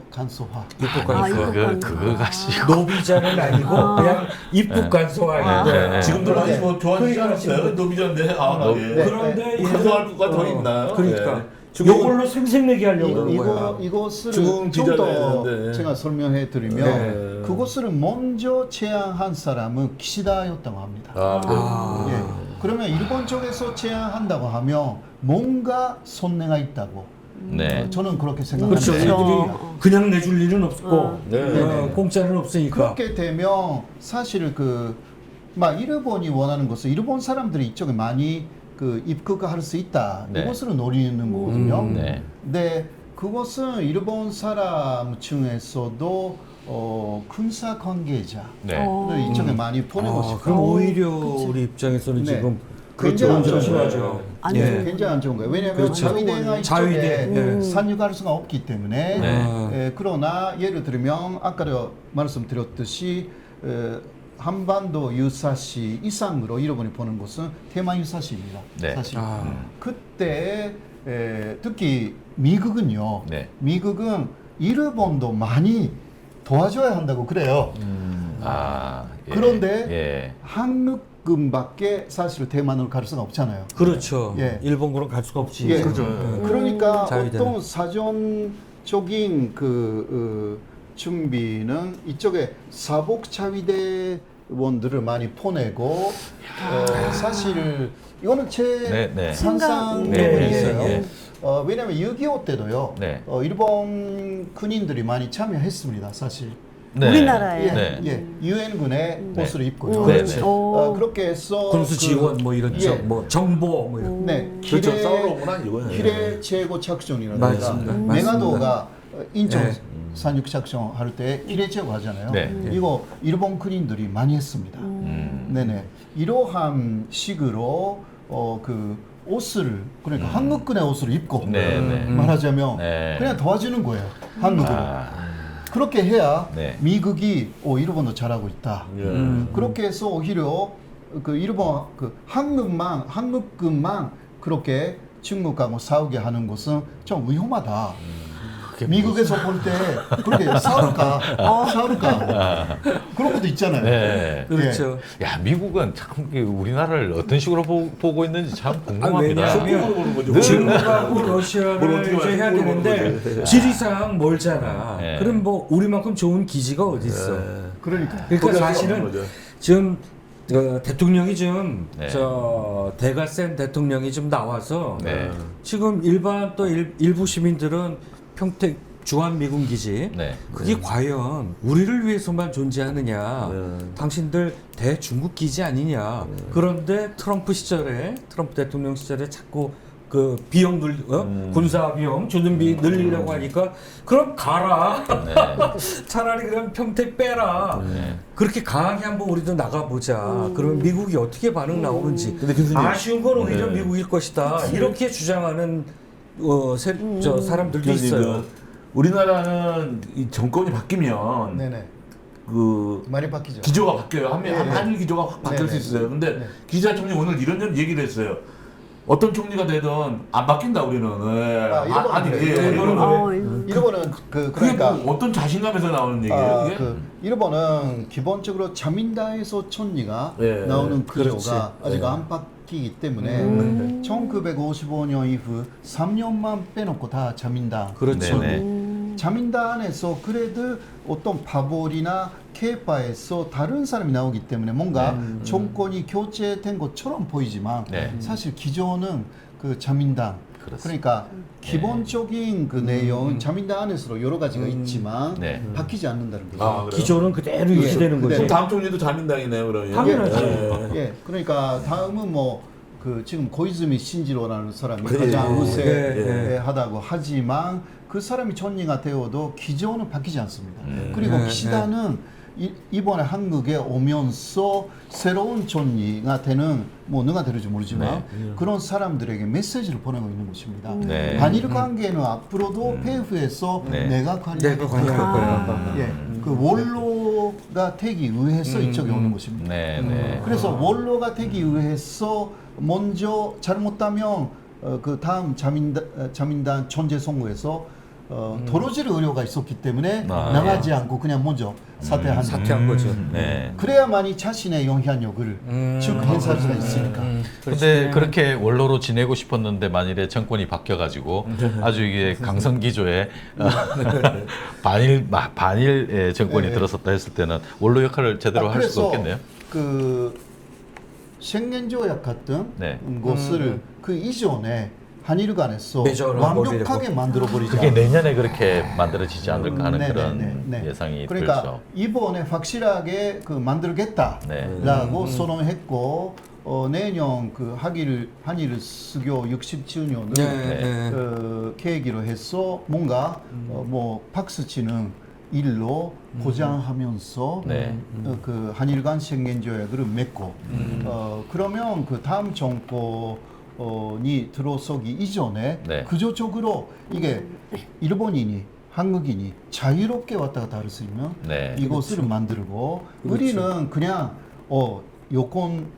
여건이 필요 없이 여행 갈 수 있거나 그 정도로 생각하지만 일본의 그렇죠. 윗사람들은 그렇죠. 아니거든요. 그렇죠. 지정학적으로 한국으로 보기 때문에 그 사람들은 네. 그러니까 굉장히 이게 위험한 거예요. 네. 그렇죠. 우리는 지정학에서 샌드위치가 되고 있기 때문에 네, 그렇죠. 그러한 관점 많이 없어요. 네. 그러나 일본은 미국하고 똑같은 네. 해양 세력으로서 네. 그렇죠. 대륙으로 들어가려고 그렇죠. 하는 그렇죠. 지정학적인 시각이 아주 강한 나라입니다. 네. 그래서 옛날부터 임시왜란으로 그렇죠. 우리나라를 통해서 명나라로 가려고 했고 네. 그렇죠. 그 일제 강점기도 마찬가지고요. 그렇죠. 우리나라를 바르판 삼아서 중국까지 먹으려고 했고 그렇죠. 네. 이게 다 지정학입니다. 네. 그래서 그 일본 정부가 호시탐탐 노리는 게 그 한일 간의 그 해저 터널을 놓자. 뭐 그건 뭐 이렇게 되면 있어도 우리가 그렇죠. 그냥 일본은 섬나라가 아닌 거야 되는 거지. 연륙교가 낮으니까 그냥 자동차로 대륙으로 진출할 수 있으니까. 네, 방금 교수님께서 말씀하신 그런 내용을 뭐 윤 대통령 우리 정부에서도 알고 있을 거잖아요. 일본의 그런 그 계획과 예, 그런 거 비전에 모를 대해서. 리가 없습니다. 네. 왜냐하면 그런 전문가들이 있으니까. 네. 예. 그런데 그런 사람들이 좀 문제가 있는 부분은 네. 한국 쪽의 전체성보다 일본 쪽의 전체성에 다 오히려 동화돼요. 일치하게 만들자라는 네. 거죠. 한국이라는 나라는 지정학적으로 보면 해양 국가 아닙니다. 네. 한국이나 북한 포함해서 그렇죠. 여기는 연해지대라고 그렇죠. 그래요. 그렇죠. 그러니까 샌드위치가 되어 있으니까 네. 평화가 필요한 네.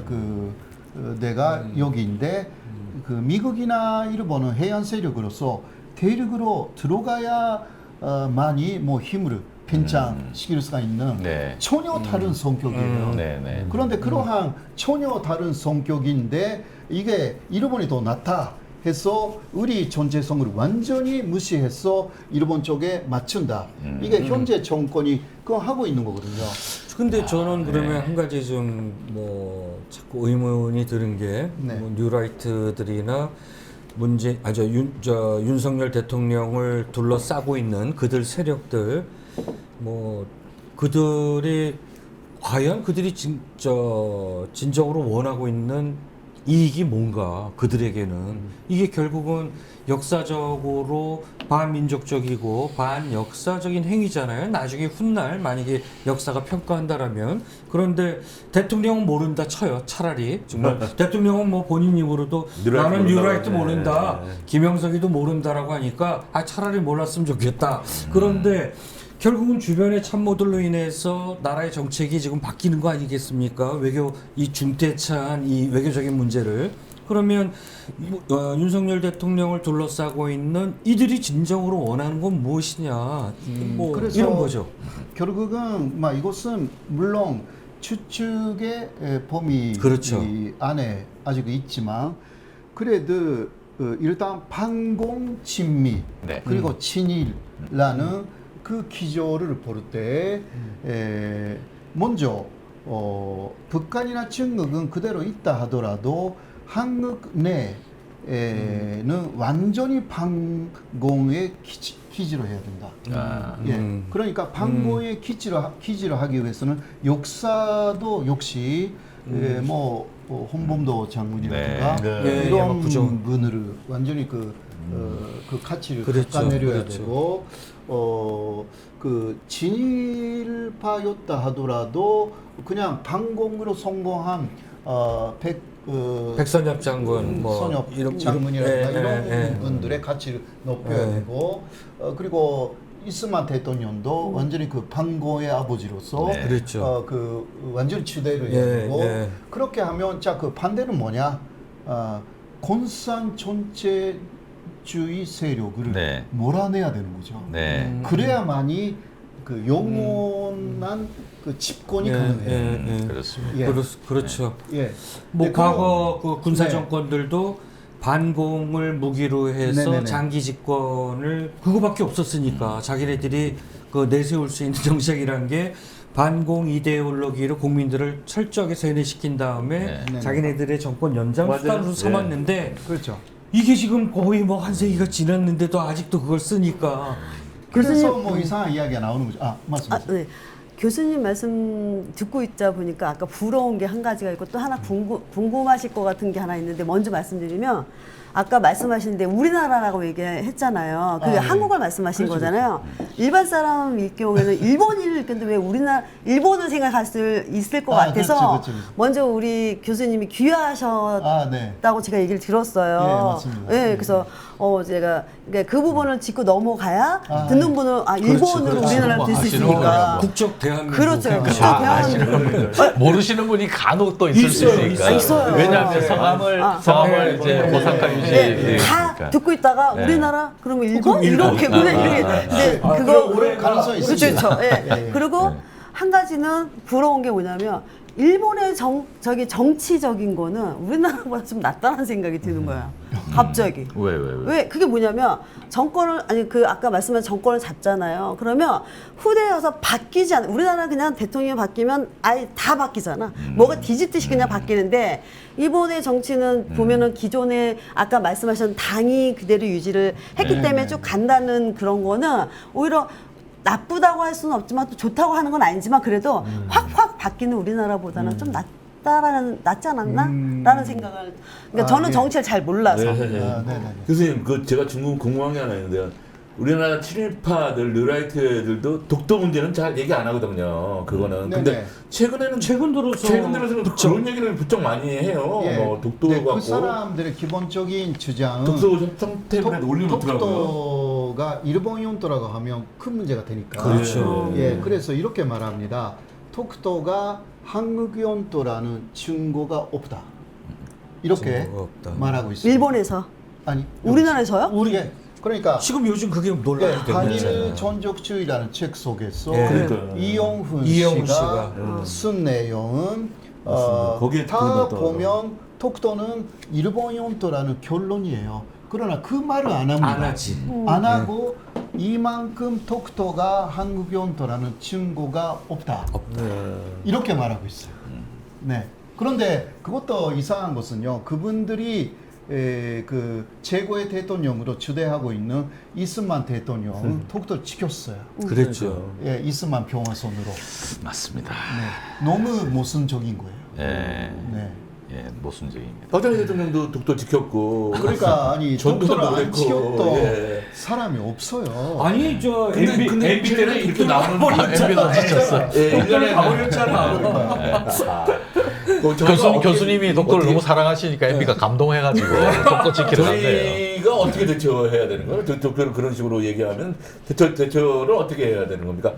노무현 대통령은 옛날에 그렇게 일본 야 대처하지 마. 자꾸 이거 우리 땅인데 자꾸 논쟁 벌리다 보면은 시끄러워지니까 대처하지 마. 이렇게 그냥 침묵으로 아니 일관해라고 했는데 그러다가도 그게 일본 그게 방법은 아닌 것 같아요. 교수님 어떻게 생각하세요? 그래도 그 지금 아마 말씀하신 네. 한것 같은데 일본 군함이 떴을 때 노무현 대통령이 그냥 2001년 뭐라 4월에 그랬지. 그 일본 순시선이 예. 독도 12해리 그러니까, 영해로 예. 들어온다고 했을 때 요르 요소 쪽에 경비정을 네. 독도 12해리에 배치시켜서 네. 노무현 대통령이 명령했습니다. 맞아요. 일본 예. 순시선이 들어오면 옆에서 그랬죠. 다가가서 부셔라. 네. 그랬지. 부셔라. 거기에 일본에서 네. 놀랬어.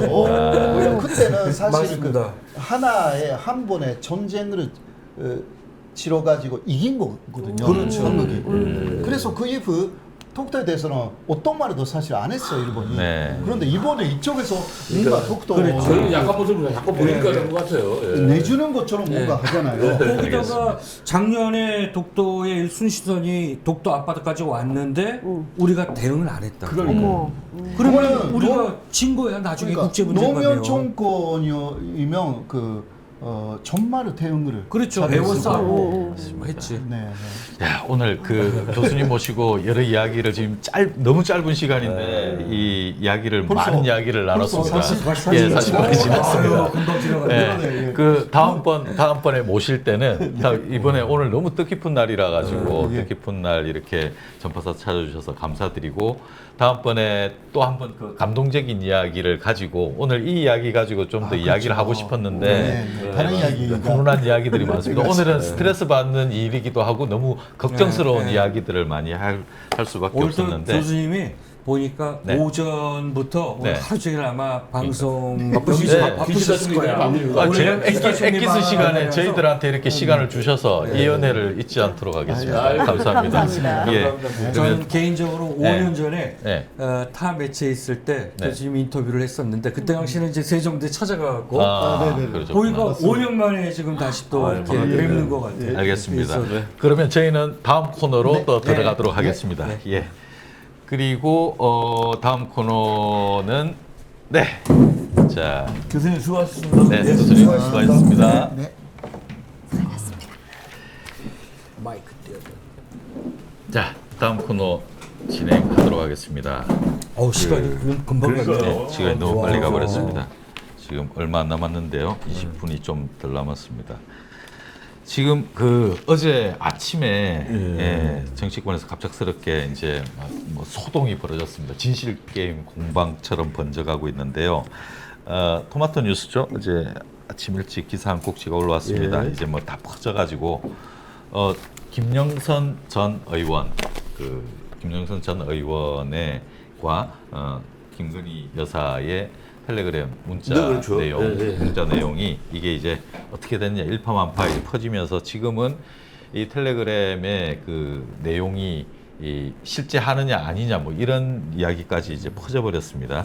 그래서 이제 이 내용과 관련해서 뒷이야기들이 많이 지금 막 무성하게 나오고 있는데 핵심은 이거죠. 뭐 다 알려지긴 했습니다만 자, 이 지역구에서 저 지역구로 가시오. 그렇죠. 그리고 간다면 총선 뭔가 개입한 거죠. 보장해 주겠소. 네. 이게 이제 총선 개입인데 사실이라면 큰 사건이 되는 겁니다. 그리고 이제 당사자인 김영선 전 의원은 사실이 아니다. 이거는 허구이다, 소설이다. 이제 이렇게 하고 있고. 그래서 이 최초 보도한 뉴스토마토가 이 팩트를 가지고 있다면 큰 사건이 되는 거고요. 그렇죠. 그렇죠. 예, 이 팩트가 뭐 제시를 하지 못한다면 또는 이제 뭐 가짜 뉴스 정도를 이렇게 예. 보도한 게 되는 거죠. 그래서 이게 자존심을 건 아니면 생사를 건 이 한판 대결로 그렇죠. 이렇게 그렇죠. 진행이 그렇죠. 되고 탄핵으로 있습니다. 가냐 갈 수 없느냐의 네, 기름들을- 탄핵 이야기까지도 예, 이제 예. 나올 수 있는 건데 저희 이 내용 어떻게 지금 보고 계십니까? 그렇죠. 먼저 제가 서두를 꺼내자면 네. 김건희 씨하고 김영선 그분은 그 두 분이 다 선상님 씨예요. 선상님 씨. 예, 선상이 어디냐면 박정희 대통령 전 박정희 대통령 네, 고향이 구미 쪽. 쪽. 예. 그러니까 이분들이 예전부터 되게 친했다라고 친밀도가 굉장히 있다고 하더라고요. 예. 특히 우리 김건희 여사 같은 경우에는 조금만 끈이 있어도 아는 체하고 친한 척 많이 하잖아요. 근데 같은 선상님 씨가 사람들이 그 정치 친한 사람들이 많지 않다고 하더라고요. 네. 근데 같은 그 김영선 의원하고 그 같은 고향이 같은 네, 성씨인데 네, 친하지 않을 이가 더 이상한 것 같죠. 예. 제가 알기로는 그 김영선 전 의원과 윤석열 대통령이 같은 서울대 법대 같은 시기에 공부를 했고 김영선 전 의원이 그렇죠. 아마 선배 동갑이시죠? 네, 동갑인데. 예. 예. 자, 근데 이 공천 문제 관련해 가지고 이게 개입설, 이 예. 진위 공방이 어떤 식으로 진행이 될 건지. 네. 그래서 지금 뭐 오늘 어제 뉴스토마토 보도 이후에 각종 뭐 시사 프로그램 틀면 이 이슈를 안 다루는 데가 없을 정도예요. 네. 최고의 뭐 이슈였죠. 지금 우리 앵커께서 말씀하셨듯이 이게 가짜 뉴스냐 아니면 뉴스토마토가 모험을 저지른 거냐부터 네. 시작해서 근데 뭐 여러 가지 이제 설들이 있죠. 네. 뭐 텔레그램 캡처본을 누군 봤다 못 봤다. 근데 저도 어제 오늘 이틀간 네. 다각도로 뭐 취재도 해보고 네. 정보 뭐 저도 알아볼 만큼 네. 다 알아봤는데 네. 제가 알 수 있는 기자들은 솔직히 말해서 못 봤다고 그래요. 근데 정치인들은 많이 봤다고 그래요. 근데 어느 쪽 정치인들이 많이 봤느냐? 네. 그래서 저는 지금 이 이슈에 있어서 팩트를 논하는 것보다 저는 뭐 오늘 소개가 정치 평론이잖아요. 네. 저는 평론가 입장에서 이 지금 이슈를 한번 들여다본다라면 네. 아 분명히 네임덕 현상은 왔다. 그리고 파워 게임이 시작됐다. 네. 여권 내부에서 네. 이게 터진 게 여권 내부에서 터졌는데 네. 저도 2월 초쯤에 이런 썰은 많이 돌았어요. 비단 김영선 전 의원뿐만 아니라 네. 지금 국민의힘 공천 과정에서 가진 잡음들, 그 다음에 용산에서 내려보낸 데들이 오히려 판판이 네. 깨지더라. 그렇죠. 뭐 컷오프 당하고 이것만 보더라도 김건희 씨가 김영선 전 의원한테 네. 창원 포기하고 김해 갑으로 가라. 그 다음에 우리 남편 시켜서 네. 지역 공약도 만들어 줄게. 이건 팩트일 수 있다. 네. 그래서 들은 거야. 그렇죠. 그 다음에 뭐 이거는 뭐 일화지만 많이들 알려졌잖아요. 수돗물 먹고 뭐 후쿠시마고 네. 이렇게까지 가서 갔는데 문제는 네. 공천에서 탈락됐단 말이에요. 컷오프. 컷오프를 그때 누가 시켰어요? 한동훈이가 한동훈, 시켰잖아요. 네. 맞습니다. 그래서 그때 빡쳐서 이제 김영선 장관이 뭐 기자회견 하려고 기자회견 준비했는데 그때 기자회견 내용이 이거라는 거예요. 예. 이건데 그때 또 한 걸음 더 들어가면 개혁신당에서 네. 이제 땡기려고 그랬다. 그래서 그런 얘기도 있더라고요. 개혁신당에서 나오는 썰이 개혁신당 정보로 보면 다 봤다고 그래요. 어제 이준석이도 봤다고 그러죠. 근데 개혁신당 쪽은 이상하게 한 발 빼는 것 한 같은데. 발 빼면서 김건희 여사 공격을 안 해요. 선한 의지로서 그랬다라고 오히려 감싸거든요. 왜 그럴까요? 이게 이제 두 가지가 있는데 네. 이제 지금 한동훈하고 지금 김 부부하고는 이제 네. 대전이 벌어졌죠. 네. 그럼 그렇죠. 이 대목에서 누가 이득을 보냐 이 싸움에서 그러면 한동훈도 볼 수 있는데 지금 이제 김영선 전 의원이 거품 물고서 한동훈한테 거품 물고 달려들면 한동훈이 피해자거든요. 네. 자기 세력도 지금 없는데 저는 최대 이익을 볼 수 있는 사람은 개혁신당이다. 이렇게 봐요. 개혁신당이 지금 비례 한 명 포함해서 두 명이자 네, 네. 세 명이잖아요. 네. 이준석 하나 이제 지역에서 됐고 천하람하고 이은주하고 세 명이거든요. 세 명 갖고 할 수가 없어요. 존재감이 없어. 근데 이준석이가 김건희 여사 공격한 거 봤어요?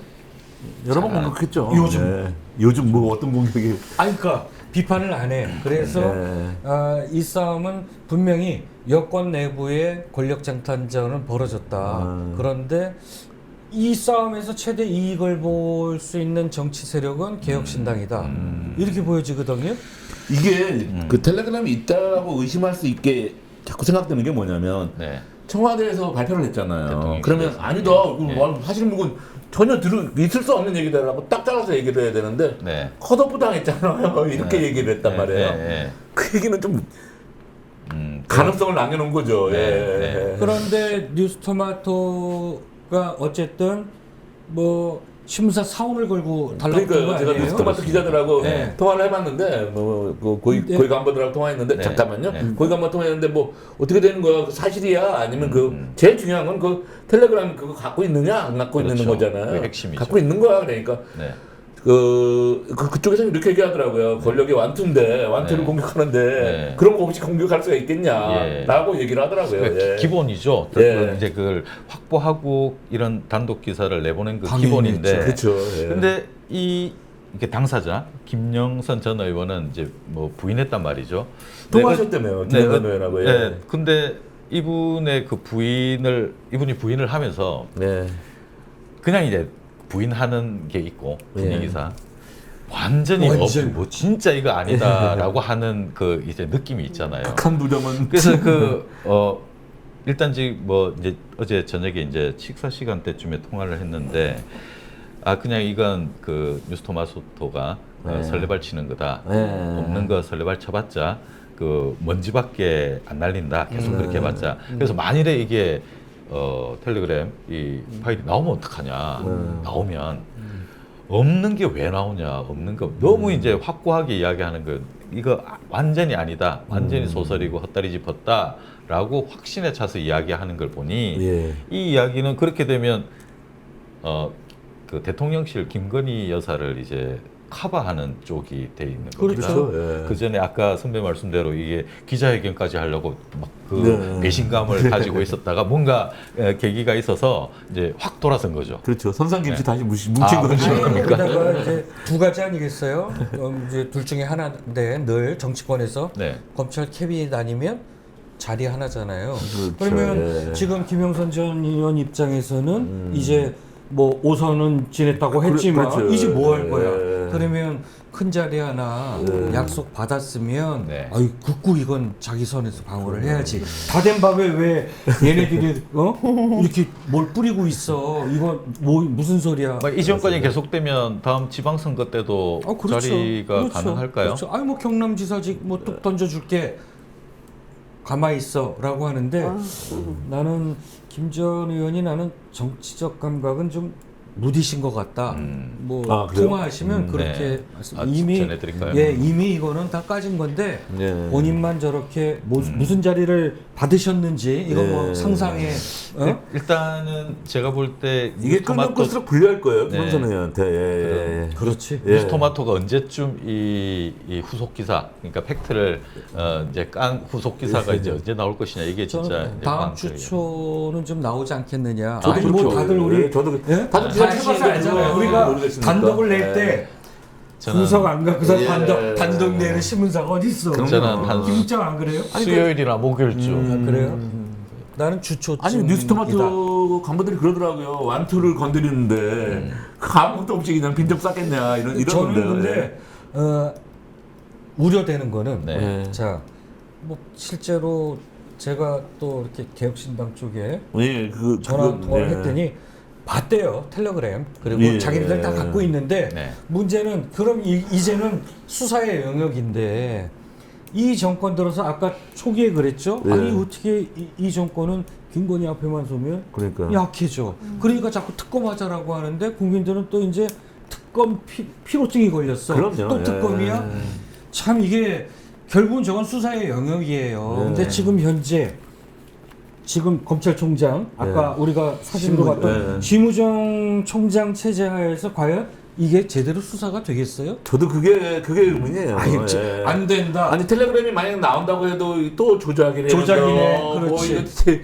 이게 뭐 나오면 악마의 편집으로 예. 조작됐네. 그러고도 남으니 그러니까 우리가 이 검찰 개혁 이야기가 나오고 했을 때 그렇죠.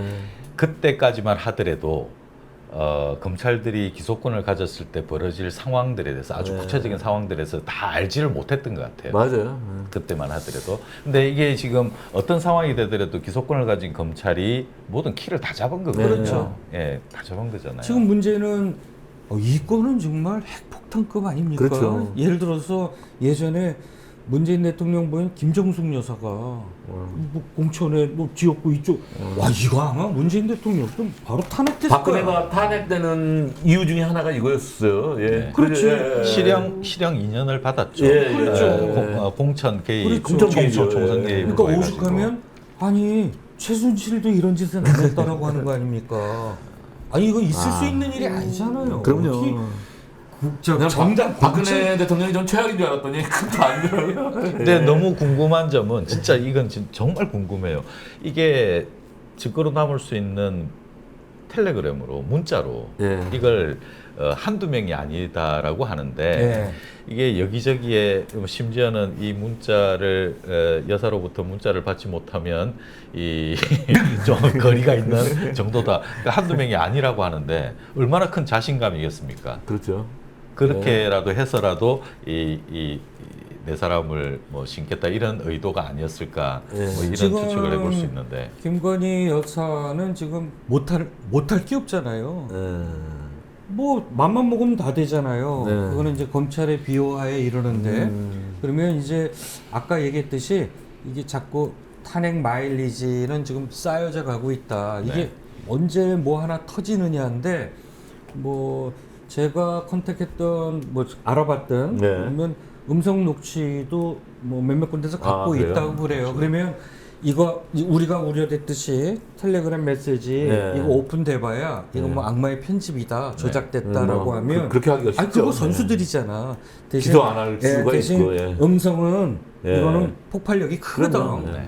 그래서 좀 그러니까 다음 주 정도라고 하셨는데 네. 만약에 뉴스토마토가 갖고 있으시다면 저는 다음 주 중에는 꼭 좀 열어주십시오. 예. 그렇다라고 하면 국민이 기다리고 있습니다. 그렇죠. 한가위 명절이 있기 때문에 그렇죠. 왜냐하면 단독의 칼을 뽑았을 때는 저는 분명히 후속 자신이 있으니까 네. 됐다. 네. 이거 신문사 저 간판 걸고 요번에 붙은 거 아닙니까? 그럼요. 옛날에 예전에 그 뉴스토마토는 뉴스토마토가 악연이잖아요. 그렇지. 대통령하고 그렇죠. 천공 스님 얘기해가지고 시절에다가 청와대 출입 금지당한 거 막 이러죠. 그러니까 생사를 놓고 지금 그렇죠. 대통령입니다. 한번 붙은 건데 네. 저는 청와대 MBC, 예, 뉴스토마토 단독을 MBC 치고 나갈 예. 때는 네. 아니 우리 뭐 앵커도 그렇고 우리 김 국장님도 그렇고 단독 칠 때 우리가 2보, 3보 준비 없이 그럼요. 아유, 미쳤습니까? 다 칠 때는 예전에는 단독을 네. 몇 자밖에 안 몇 개, 써요. 몇 그렇지. 자 쓰고 그 다음에 또 그렇죠. 계속으로 단독 왜냐하면 이제 단독을 맞는 쪽에서 몇 가지 반응을 예상하잖아. 그럼요. 이쪽에서 요거 부인할 땐 이걸 그래서 지금 대통령실이 의외로 얌전하게 반응을 해요. 그 다음에 국민의힘은 예전 같으면 뭐 민형사 소송으로 바로 들어갔을 텐데 아니 무슨 언론중재위야. 그러니까요. 처음이에요. 처음이에요. 아주 신선했어요. 왜 이렇게 얌전해졌지?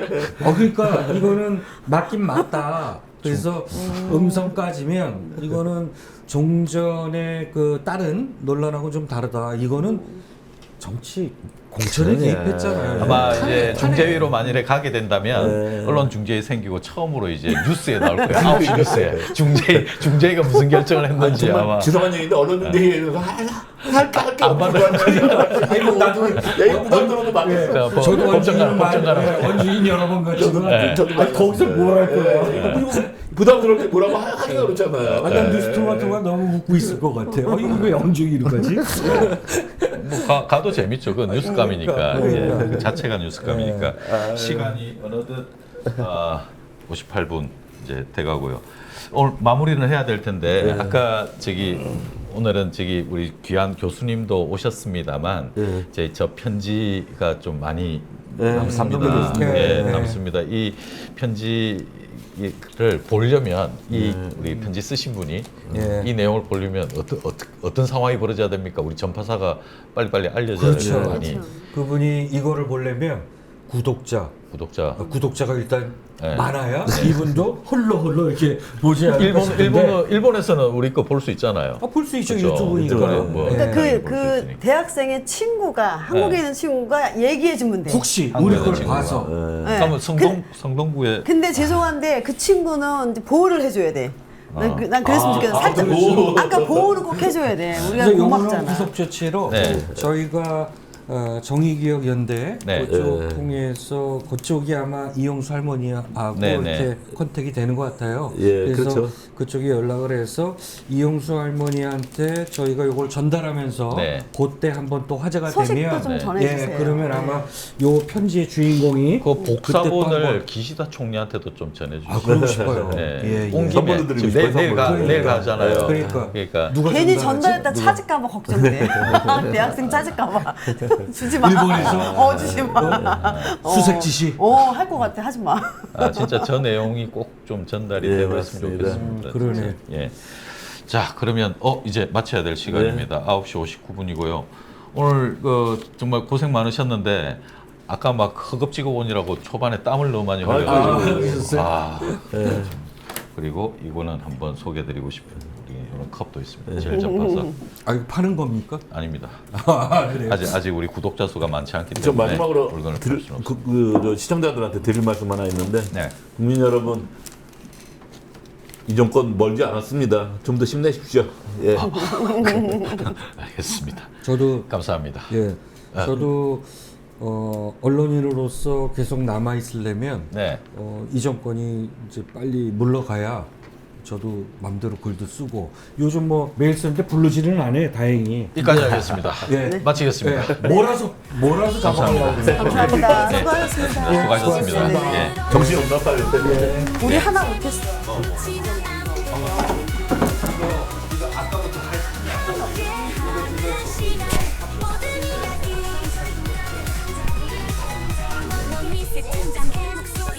우리 다음 주에도 하는 거죠? 추석 바로 앞둔. 네. 전번주보다 낫어요? 전번주보다 낫어요?